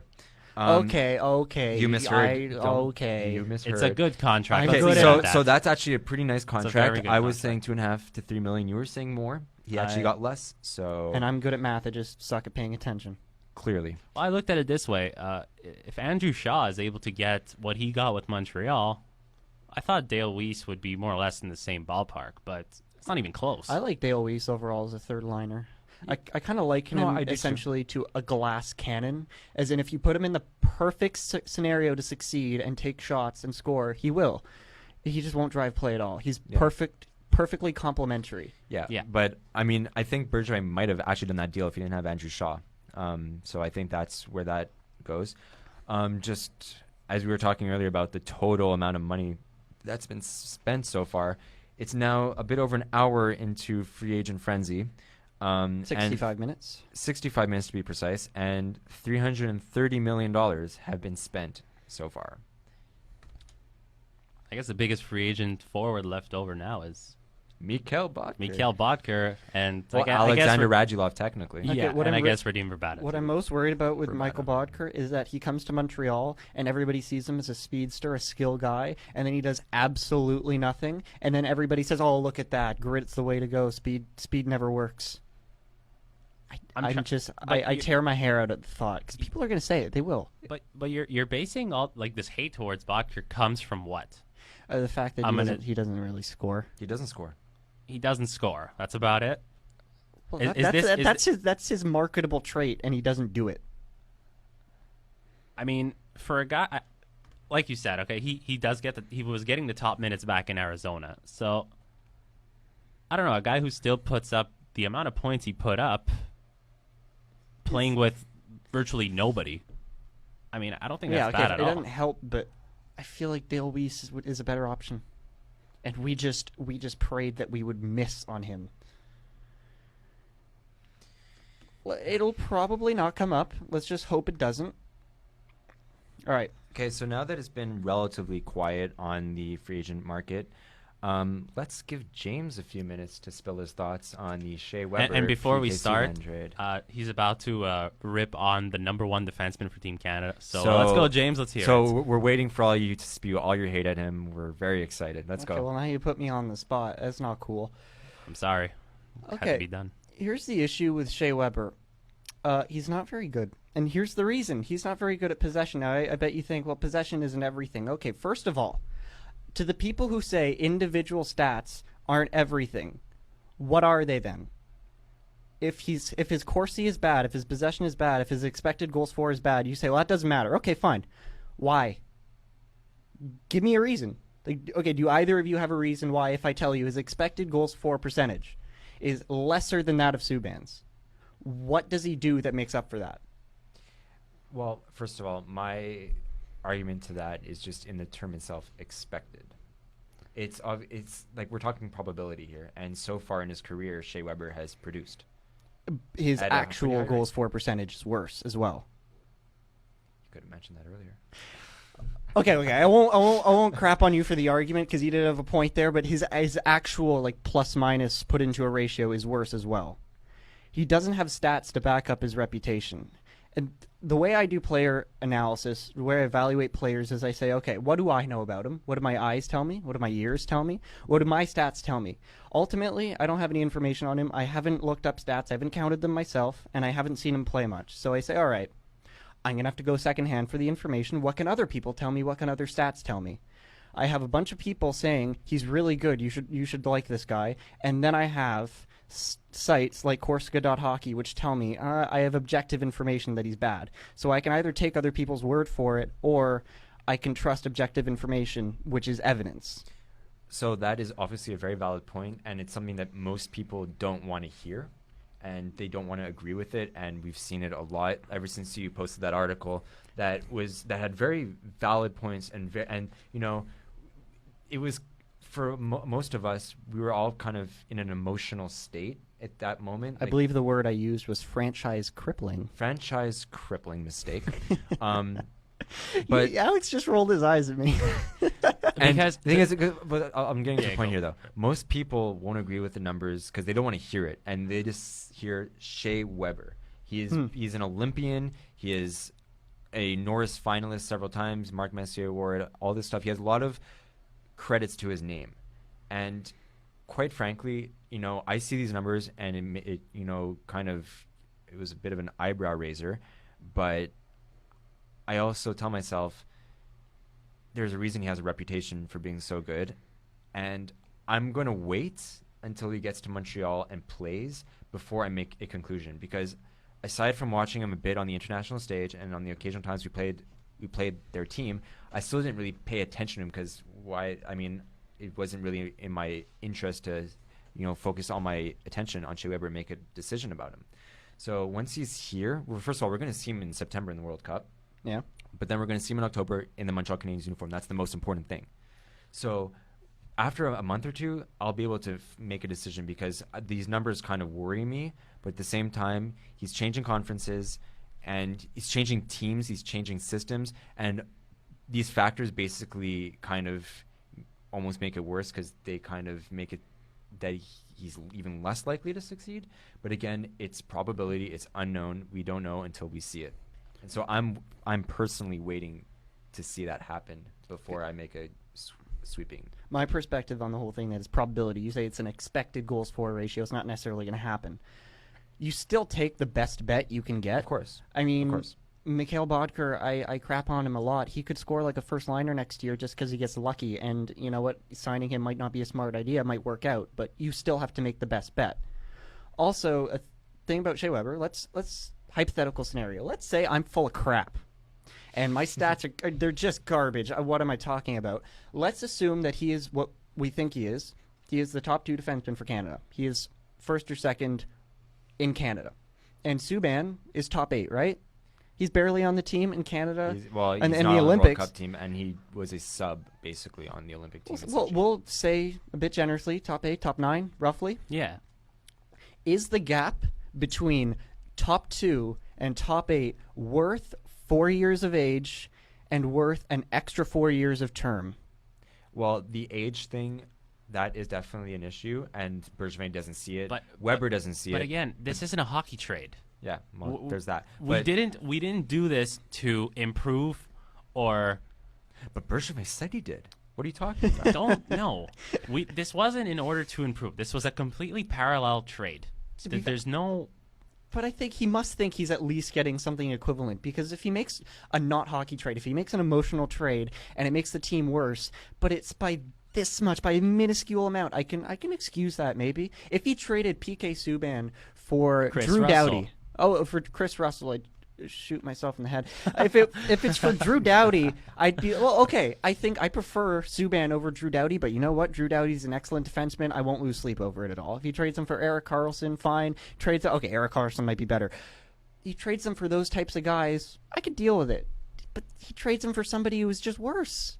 And even if he isn't worse, who's going to be worse in not too long, because he plays a really physical style and he's almost 31. His body's gonna fall out under him. So, as far as physicality goes, Wait, I just want to cut you guys off. Another backup goaltender signs. Jonas Gustafsson signs a 1-year contract with the Edmonton Oilers. Okay, So the monster 1-year contract in Edmonton. All right, so But wait, I wanted to get to my point with Weber. All right. twice, man. Hey, you guys have been talking this whole time, so let me get something in here. Fair enough. The thing with analytics is, I find it doesn't judge whether a player is good or bad, because the analytics, like you said right now, are telling me Shea Weber is bad. Worse than Subban. Bad You're objectively. also saying he's bad. But you're saying he's bad. Okay, I'm going to be... Okay, I am a bit of a shit disturber, and I'm a bit annoyed at him.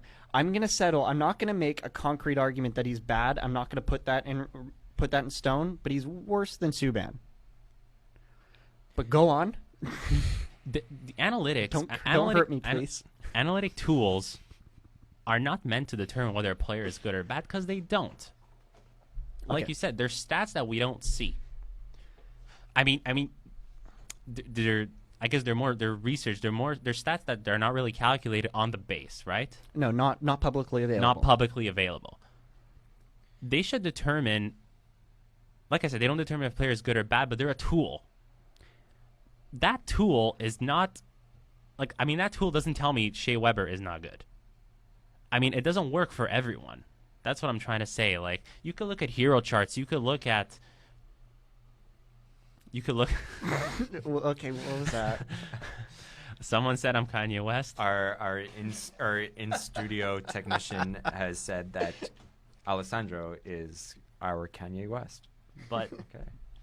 but yeah, you're right. I cut you guys off. I'm sorry. But It's okay. You've had relevant points so far. You just have to make one mistake. Then we'll give you a hard time. okay, so you're gonna jump for that. All right. Hasn't happened yet. Don't prove us right. James is a shark. Yeah. Confirmed. I'm. He smells blood already. That's great. Let's go. But there's a reason why Team Canada views him as a 1 and 2 defenseman, and there's a reason why PK Subban didn't even make the team. I understand what you're saying. The gap between 1 and 2, and between 8 and 9, it's incredibly small. But what is the reason that they're taking Marc-Edouard Vlasic and Chris Letang and Brent Burns? Why are they taking all these guys over Subban? My issue with that is that I disagree with general managers in the NHL every day. And Okay, so- they make these decisions so that they would make another mistake to me. But this is a big deal. Okay, Victor Stahlberg has signed with Carolina on a 1-year deal. But going back to Career killer. yeah. After this deal went down, a lot of the reaction out west, and generally around the league, around NHL executives, GMs, was that Shea Weber, they would take him any day over PK Subban. And we don't know.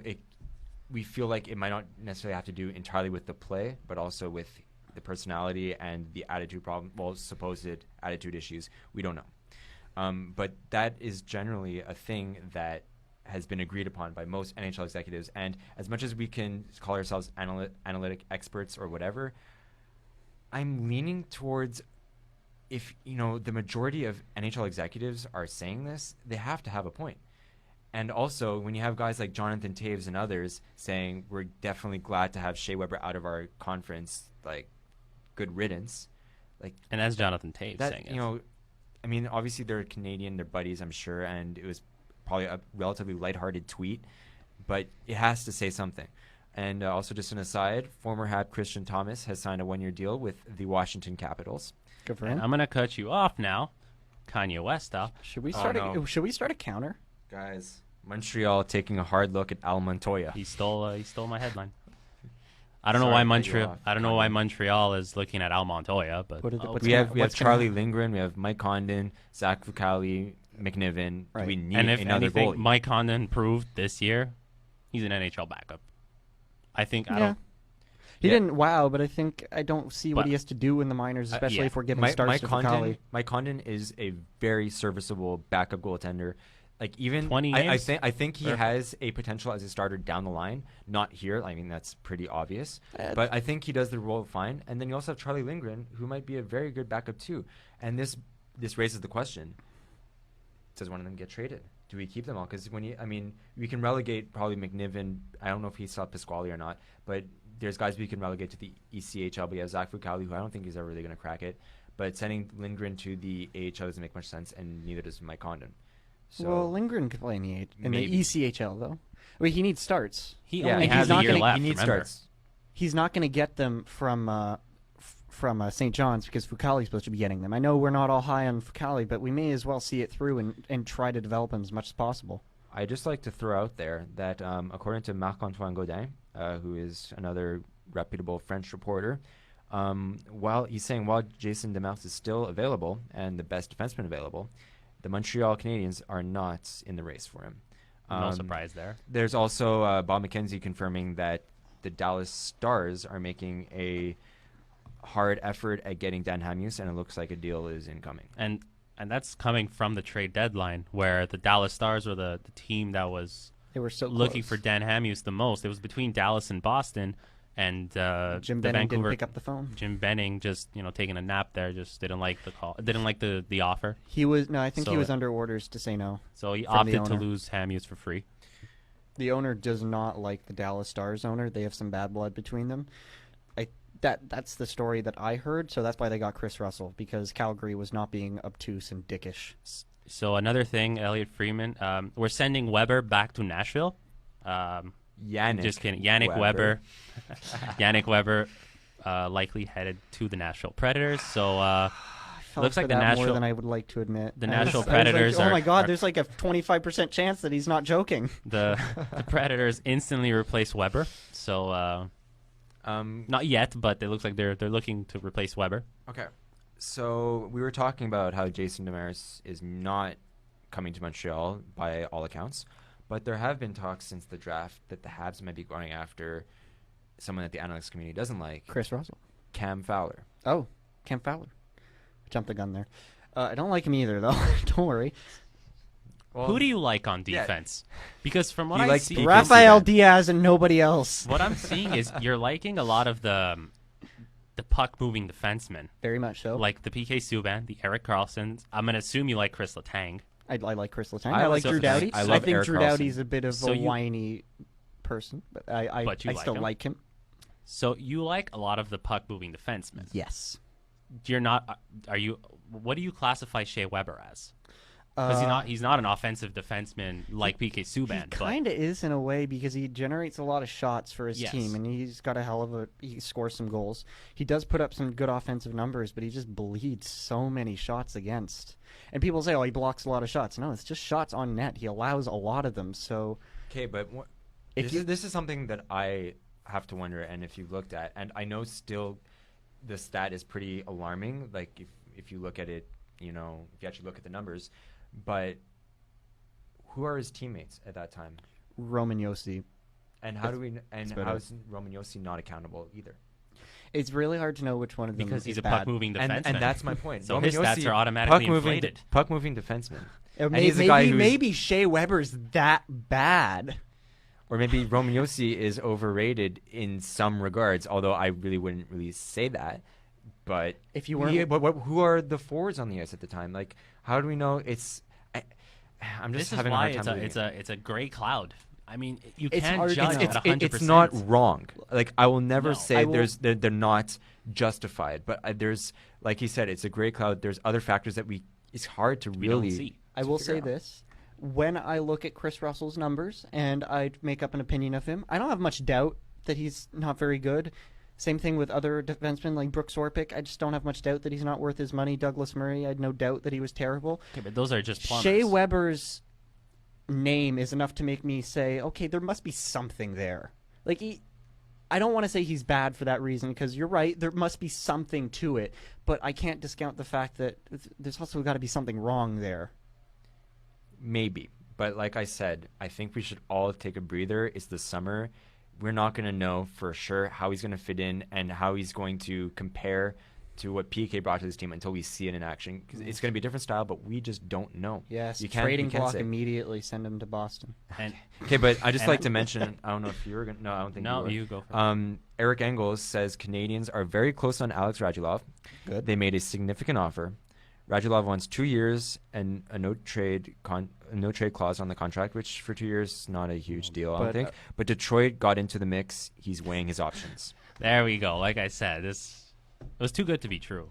So it looks like, Montreal is very much in the race, but we've known for a very long time that Detroit has been one of the front runners. And if the prices dropped from, $7.5 million per year, and considering how much money Detroit has to spend, it very well may be something that might happen. So I don't know. There were sources saying Montreal Canadiens have signed Alex Radulov from some pretty reputable people, but Maybe it was a near miss. It might have been a miss. It might not have. It might have been a kind of thing where they didn't confirm with two people, and it's just the guy jumped the gun a little. So we'll see. Two minor signings. They're both two-way contracts. The Arizona Coyotes signed defenseman Jamie McBain, and the Vancouver Canucks signed Michael Chaput. Both two-way contracts. Not written yet, but I'm going to assume they're both 1-year contracts. Also, should mention Eric Engels adds to this saying Radulov still seeking close to $7 million per season. Now, at 2 years, especially given the production that he should be able to put up, we've talked about it before, he's more than a point per game player. In the playoffs, he is a point per game player.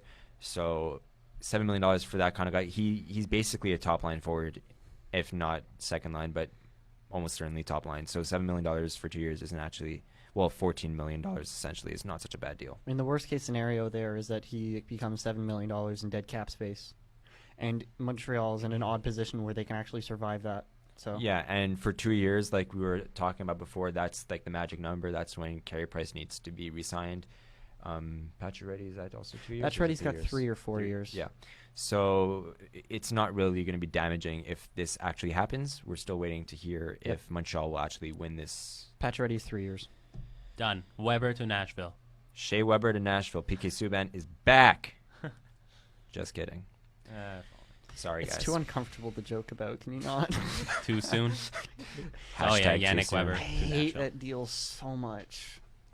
I But- hate it. How long is it that, and I could guarantee at 100%, a large James is percentage of just people, sliding in his chair. how many people have said, man, I wish we had a Shea Weber on this team? When you look at the players that we put out on the ice on the point, I can tell you one person who would say otherwise.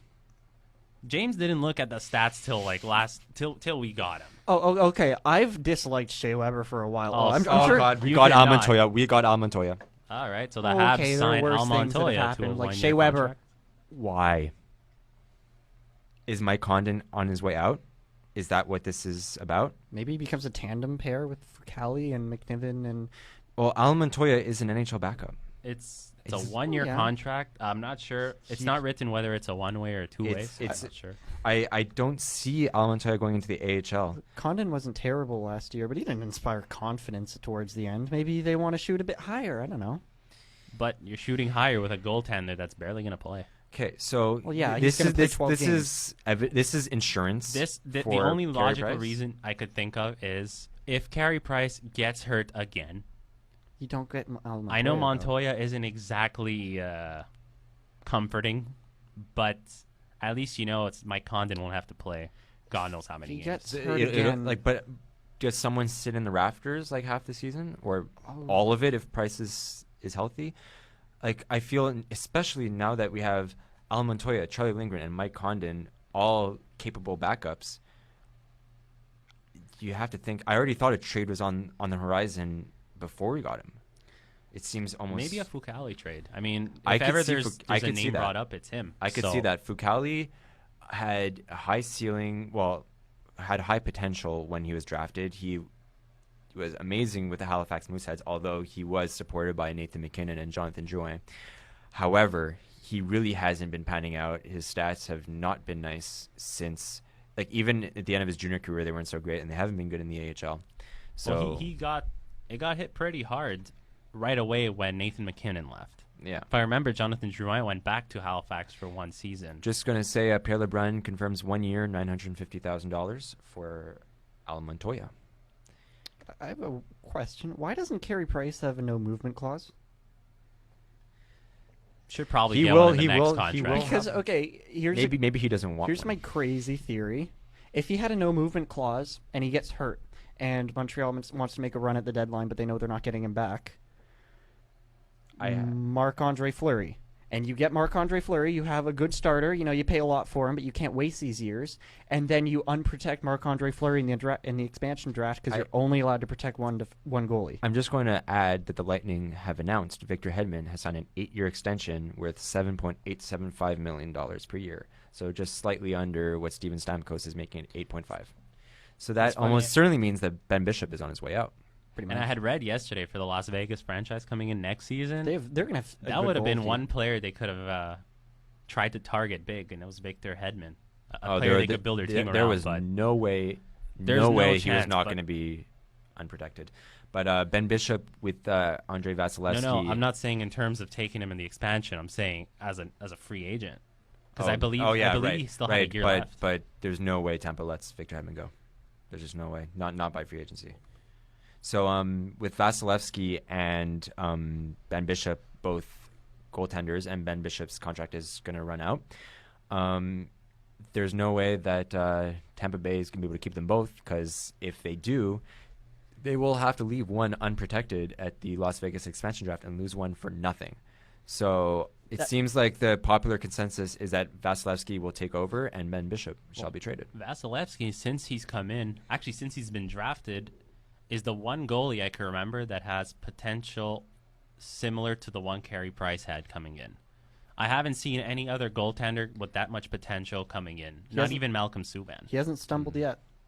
And he's younger and cheaper. That helps a lot. Definitely. Just going to mention some stats for Al Montoya in case anyone was curious. Last year, he was 12-7-3 with the Florida Panthers with a .919 save percentage. His career average, however, is .909, so not exactly star power there. I guess maybe the Canadians are hoping for maybe like a Thomas Greiss-like signing. That's all I could really think of. Thomas Greiss has been one of the most memorable backup signings in recent years. But I mean, yeah, if I could try to explain this as much as I want. I have no clue why they went and get Al Montoya. I hate it. So going back to this Victor Hedman stuff and Steven Stamkos for that matter, both players who could have easily made more money on the open market, they chose to take less to help Tampa Bay's financial situation. Can we see Carey Price potentially taking slightly less than what he would deserve anywhere else to help Marc Bergevin be able to afford the right pieces for hopefully a Stanley Cup before he retires? No. Do we see this happen? Yeah. Do you see Price taking a discount? I personally see it too. I think he will take a fine discount and take $10 million a year. Honestly, that is a discount. That is actually a discount. You think about the highest paid players in the NHL in Patrick Kane and Jonathan Toews, both making $10.5 million each. And I barely consider Patrick Kane to be worth that amount of money. And Carey Price, I kind of disagree, but nonetheless, Carey Price is worth more than both of them. He's not to say anything bad about those players, but Carey Price is the most valuable player in the NHL. He's the most valuable player to any team in the NHL, and it showed this year. Oh yeah, it shows more when he's not there.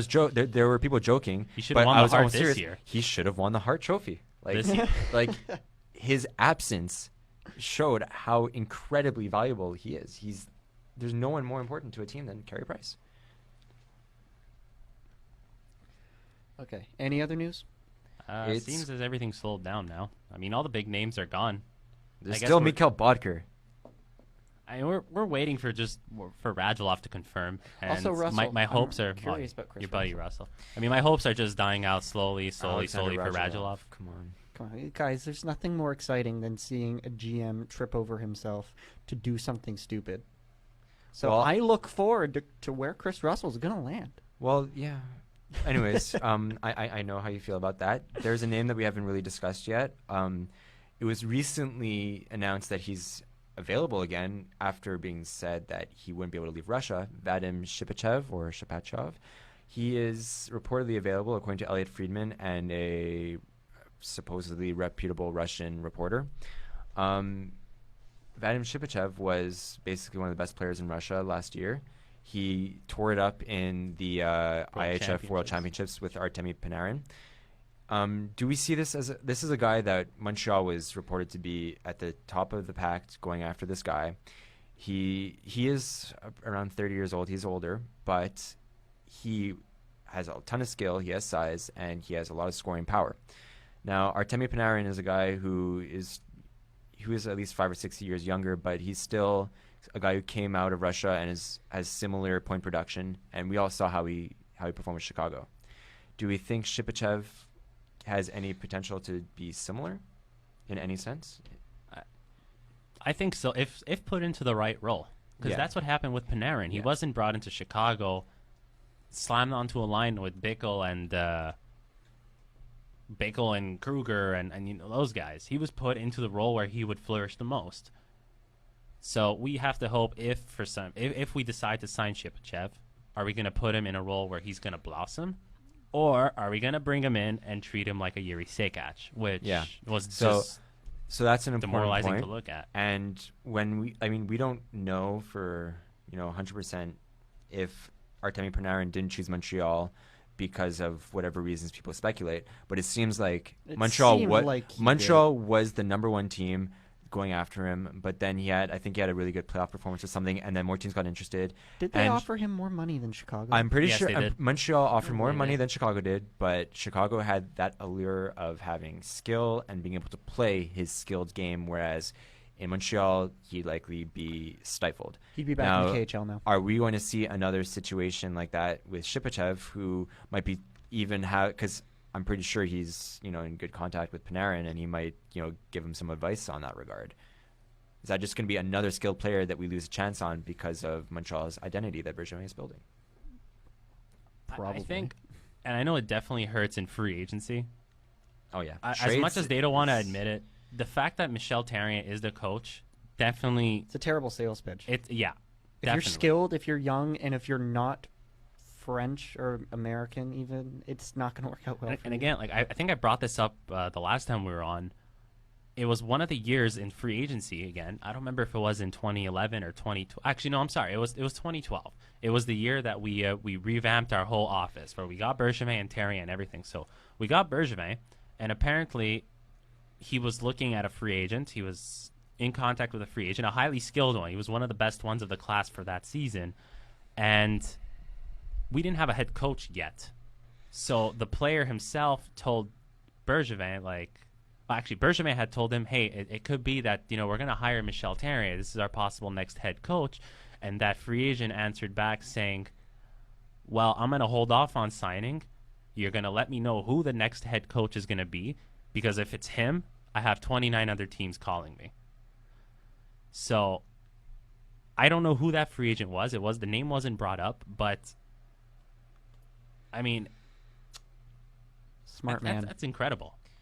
I'm just going to confirm that Detroit has been informed that they're out on Radulov. So that that leaves. Has anybody else been mentioned? We're not bad at math. So far, no other team have been mentioned, so Montreal Canadiens look to still be on top. 2-1.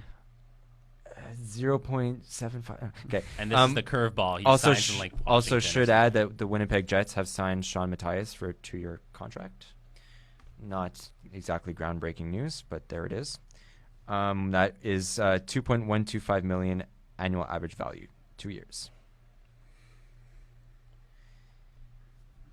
I see a lot of people saying the Montoya signing is a good signing. Well, it's good security. How good of a security is it? Well, he's a veteran. That's important. He's not Mike Condon or Charlie Lindgren. If for some reason Condon gets traded, like I've speculated, anyways. Like if Lindgren also is the backup to Price, and Price has another season-ending injury, then it's just going to be another repeat. So I think having Al Montoya is better to shelter Lindgren or Condon, whoever it happens to be. I still think one of those two young goalies is on their way out. I just don't see how they all fit in this Also, organization. if we go back to this morning, who's Montreal's third goalie? As of right now, it looks like it's Al Montoya. Yeah, but this morning, who was This it? morning, Charlie our Lindgren or third, Mike Condon? our Yes, third goalie, Well, no, third. the third goalie, I would say well- is Zach Fucale. Yeah, that's not a very comfortable But position. what to do have you your- mean the third goalie? As in, you have starter, backup, and then who's next if one of those gets hurt? Yeah, Like, who's you have the Charlie Matt Lindgren. Murray? That's You- Charlie you would Lindgren. call up Just Charlie- came out of college. You would call up Fucale's Lindgren supposed to be before starting Fucale. and getting experience. Well, first of all, Matt Murray he's pretty on the young side too, and Charlie Lindgren was incredible in college. And while he only got I think one start with the Montreal Canadiens, he played pretty well. He won the game. I just watched that game. He played well. Yeah, so I mean, he is young. He is just out of college, and he has very little professional experience to go off of. But Zach Fucale, I'll be honest, I didn't really like him much when we signed him in the first place. Just seeing his his overall stature, and just seeing how he was in the net, his overall frame just did not come from me, and the way he moves and the way he scrambles, and it's shown he's not succeeding at the AHL level. There's a contract that's been it's an extension. Oh, hey, Um, We'll get back to the third goalie thing in a bit. Devontae Smith-Pelly, who was 7 not years, given $7 a million, right? close. No, he wasn't given a qualifying offer by the Devils, so he became an unrestricted free agent, but opted to re-sign with the Devils anyways. On a 2-year it's deal? A 2-year deal. Pretty Close surprising. to league minimum. It's a 1.3 million annual average value. Good Not for bad. him. I mean, if the Devils get the player they got for the second half of this year, Good I mean, for them. sure I they mean, can't Smith complain. Pelly tore it up when he got traded. But, I mean, was it just a coincidence? Was it emotion? I Hot think it streak? was a bit I of a think, coincidence. yeah, I think I so. can't see him putting up those numbers again, although if he They've- does play with, like, a Zajac type player. Or yeah. Vernon Fiddler now. Nothing to lose. So anyway, back to the third goalie thing. My issue with having either Lindgren or Fucale in that spot is that they're supposed to be prospects. I know Lindgren is very highly touted. He's played well.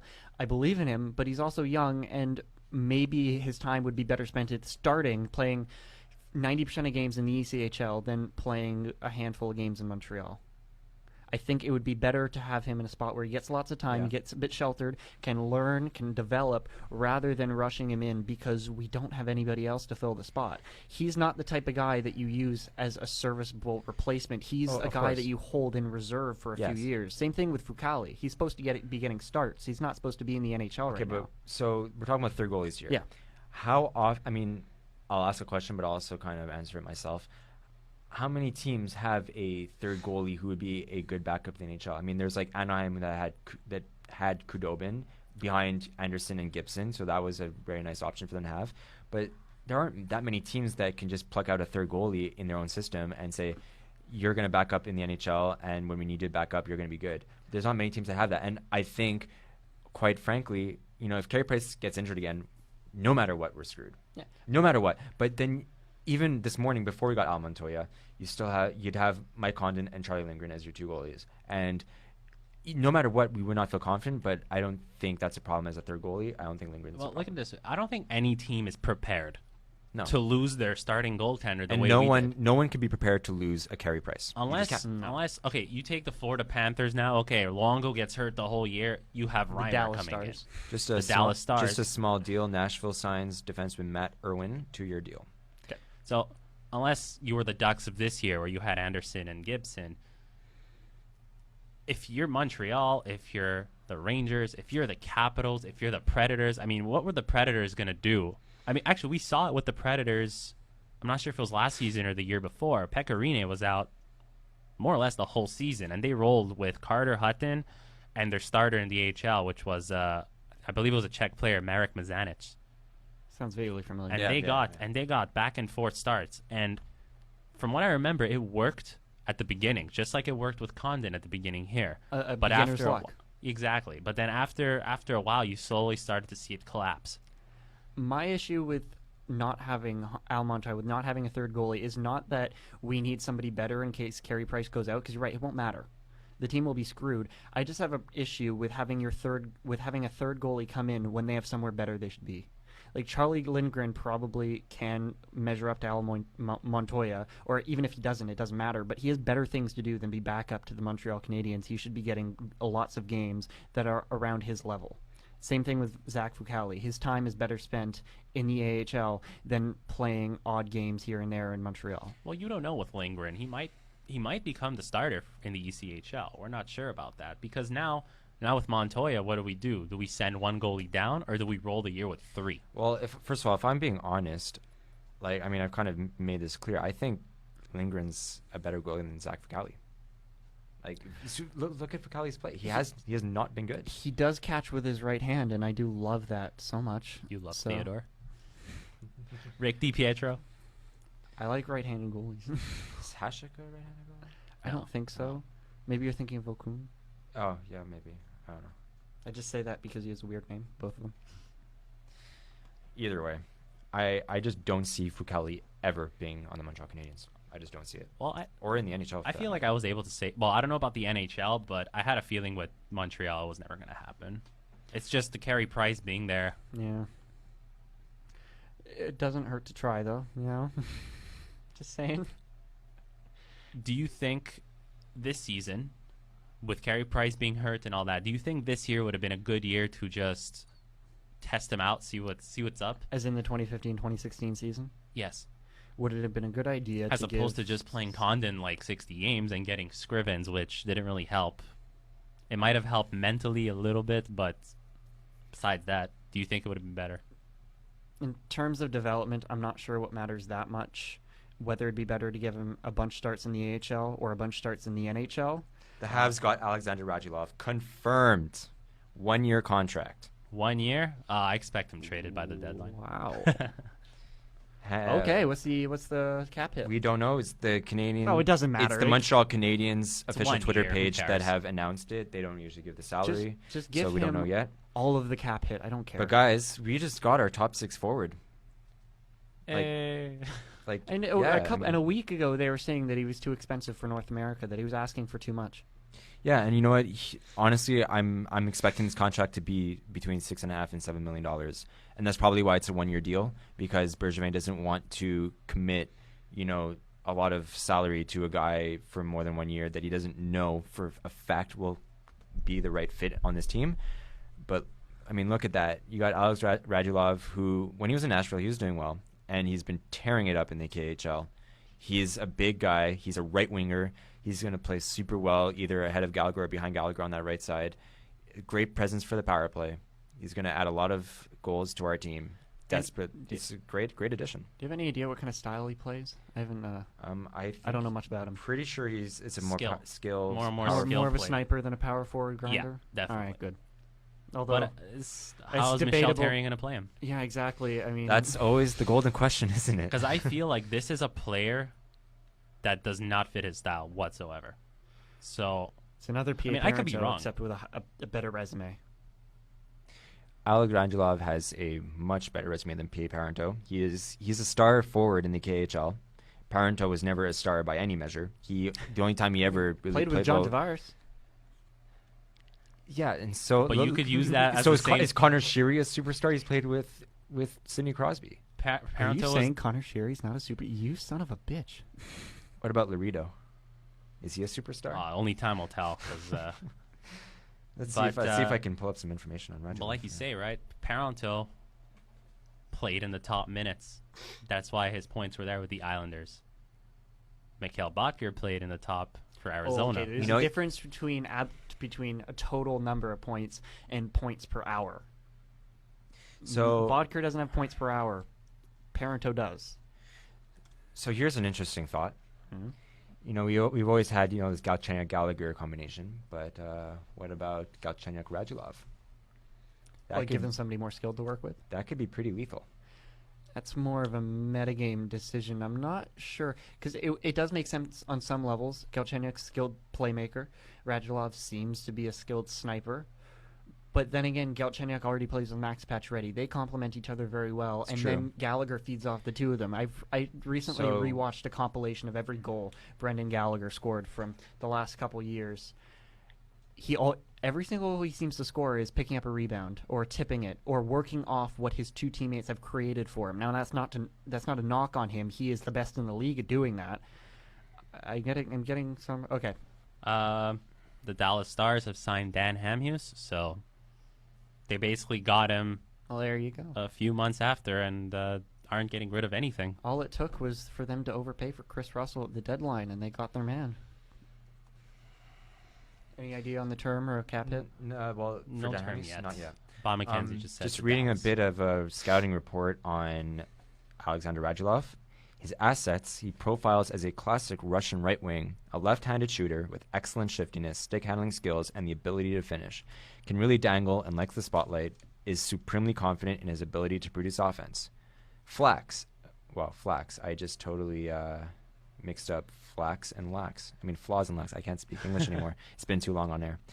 He lacks intensity on a consistent basis and is occasionally prone to hiccups in his own end. Sounds like a Russian. Doesn't have enough desire to be the best he can be at the highest level. Also lacks discipline on and off the ice. And that I can pretty much confirm just looking at his stats. He has put up quite the number of penalty minutes. I think last year it actually went down, so maybe that's a sign of things to come. 2 years ago, he put up in 46 games 143 penalty minutes. He put 73 last year and 53. So How many of those are fights? no idea. By the way, the money is there, so it's a 1-year contract, 5.75. Hey, not bad. So that's a big drop from 7.5 that That's he was asking reasonable. for. 1 year, $5.75 million. I do that all day, every day. That's a beautiful contract. I really like that. Yeah, It's- Bergevin, you actually did something good. Man, And if, you know if what? it weren't for the Subban trade, I'd be really hopeful about next year. And I'm very happy he didn't sign him long term because it's Alexander Radulov. He could leave at any time he wants. Well, are we stuck And with this? Dan cap hit if he Hamhuis, leaves? 2 years, it's $7.5 million. I believe that's 7.5. I think that's total, though. It shouldn't be 7.5 Yeah, a no, year. it's definitely. So, I mean, Habs fans, I think the general Wait. Repeat that. Sorry about Ham Hughes. Dan Hamhuis 7.5. Cap hit is 7.5. No, 3.75. 3.75. That's a steal. It is. It's a decent deal. Yeah. I would have liked it. He's like a really good top four, which equates to a superstar defenseman in free agency, essentially. Basically. So Dallas gets a nice deal there. Going to the Radulov deal. Habs fans, from what I've been gathering, following the social media feed, they've been pretty impatient and upset with Bergevin getting absolutely none of the top forwards that were available. But we basically just got potentially the top forward in this free agency. So, Habs fans, you have something to look forward to this year. Yeah, who's better? I don't Maybe think it was Louis Eriksson. Eriksson. In terms of comparable. goal scoring and the amount of goals he's put on the sheet, Eriksson wins out. But I think overall, I mean, Eriksson has a better two-way game, defensive game, penalty kill game, and he still puts on a lot of points. So there's that. But Radulov, as far as just raw offensive talent goes and pure ability, I think he wins out. Yeah, that's the issue with Radulov playing in the KHL. We don't get a very good idea of what he does defensively. It's all offense. They only keep points in his. And I feel as though the scouting report we got on him was more based off his first tenure in the NHL and not so much on his time in the KHL. So we have yet to see. He says he's a changed player. Maybe he is. Maybe he worked on his game. Maybe he's better. 1 year contract. I don't. Again, if he ends up as dead cap space, who cares? It's a worthy risk to take. I like it. Yeah. So just as a little fact, Alex Radulov, as we've said, he's turning 30 in a few days. He was second in the KHL in scoring last season. So he's basically the KHL's best scorer. So that's good news. A little point I wanted to bring up. We were talking about Chipachev earlier. It was Elliot Friedman who basically said, looks like he might be available after all. But do we know for sure? It seems like his Russian contacts are a little bit hazy. Hazy, because we also thought Radulov signed a contract in the KHL, and that didn't happen, and he's here now. And even Elliot Friedman, just now, he's saying, last weekend was not exactly my finest work, reporting on Russian news. To be fair to Friedman, Russia's pretty hazy as it a is. general That is true. Another backup goalie has signed a contract, Jeff Zakov, 2 years, $900,000 a year to the LA Kings. So they got 3 goalies there too now. Because is Enroth still under contract? No, but the goaltender that was supposed to be the permanent backup for now was Peter Budaj. They were going to run with the quick They're going to Budaj. call him up because he won an award in the AHL. He played very well. Yep. I mean, he played terribly with the Winnipeg Jets AHL affiliation team, but he tore it up in LA. He played well. What is it? The Ontario Reign? Yes, the LA Kings farm system is the Ontario Reign. Yes. All right, so But he was with the St. John's Ice Caps. Just quickly going back to the talk about Shipachev, this is, I believe, a left wing. Do you think getting Radulov makes it less likely that we get him, or more likely, or it doesn't make a difference? This guy, he put up 60 points in 54 games this year. He put up 16 points in 15 games played in the playoffs, and 21 points last year in 22 games. So he's also another point-per-game playoff player. And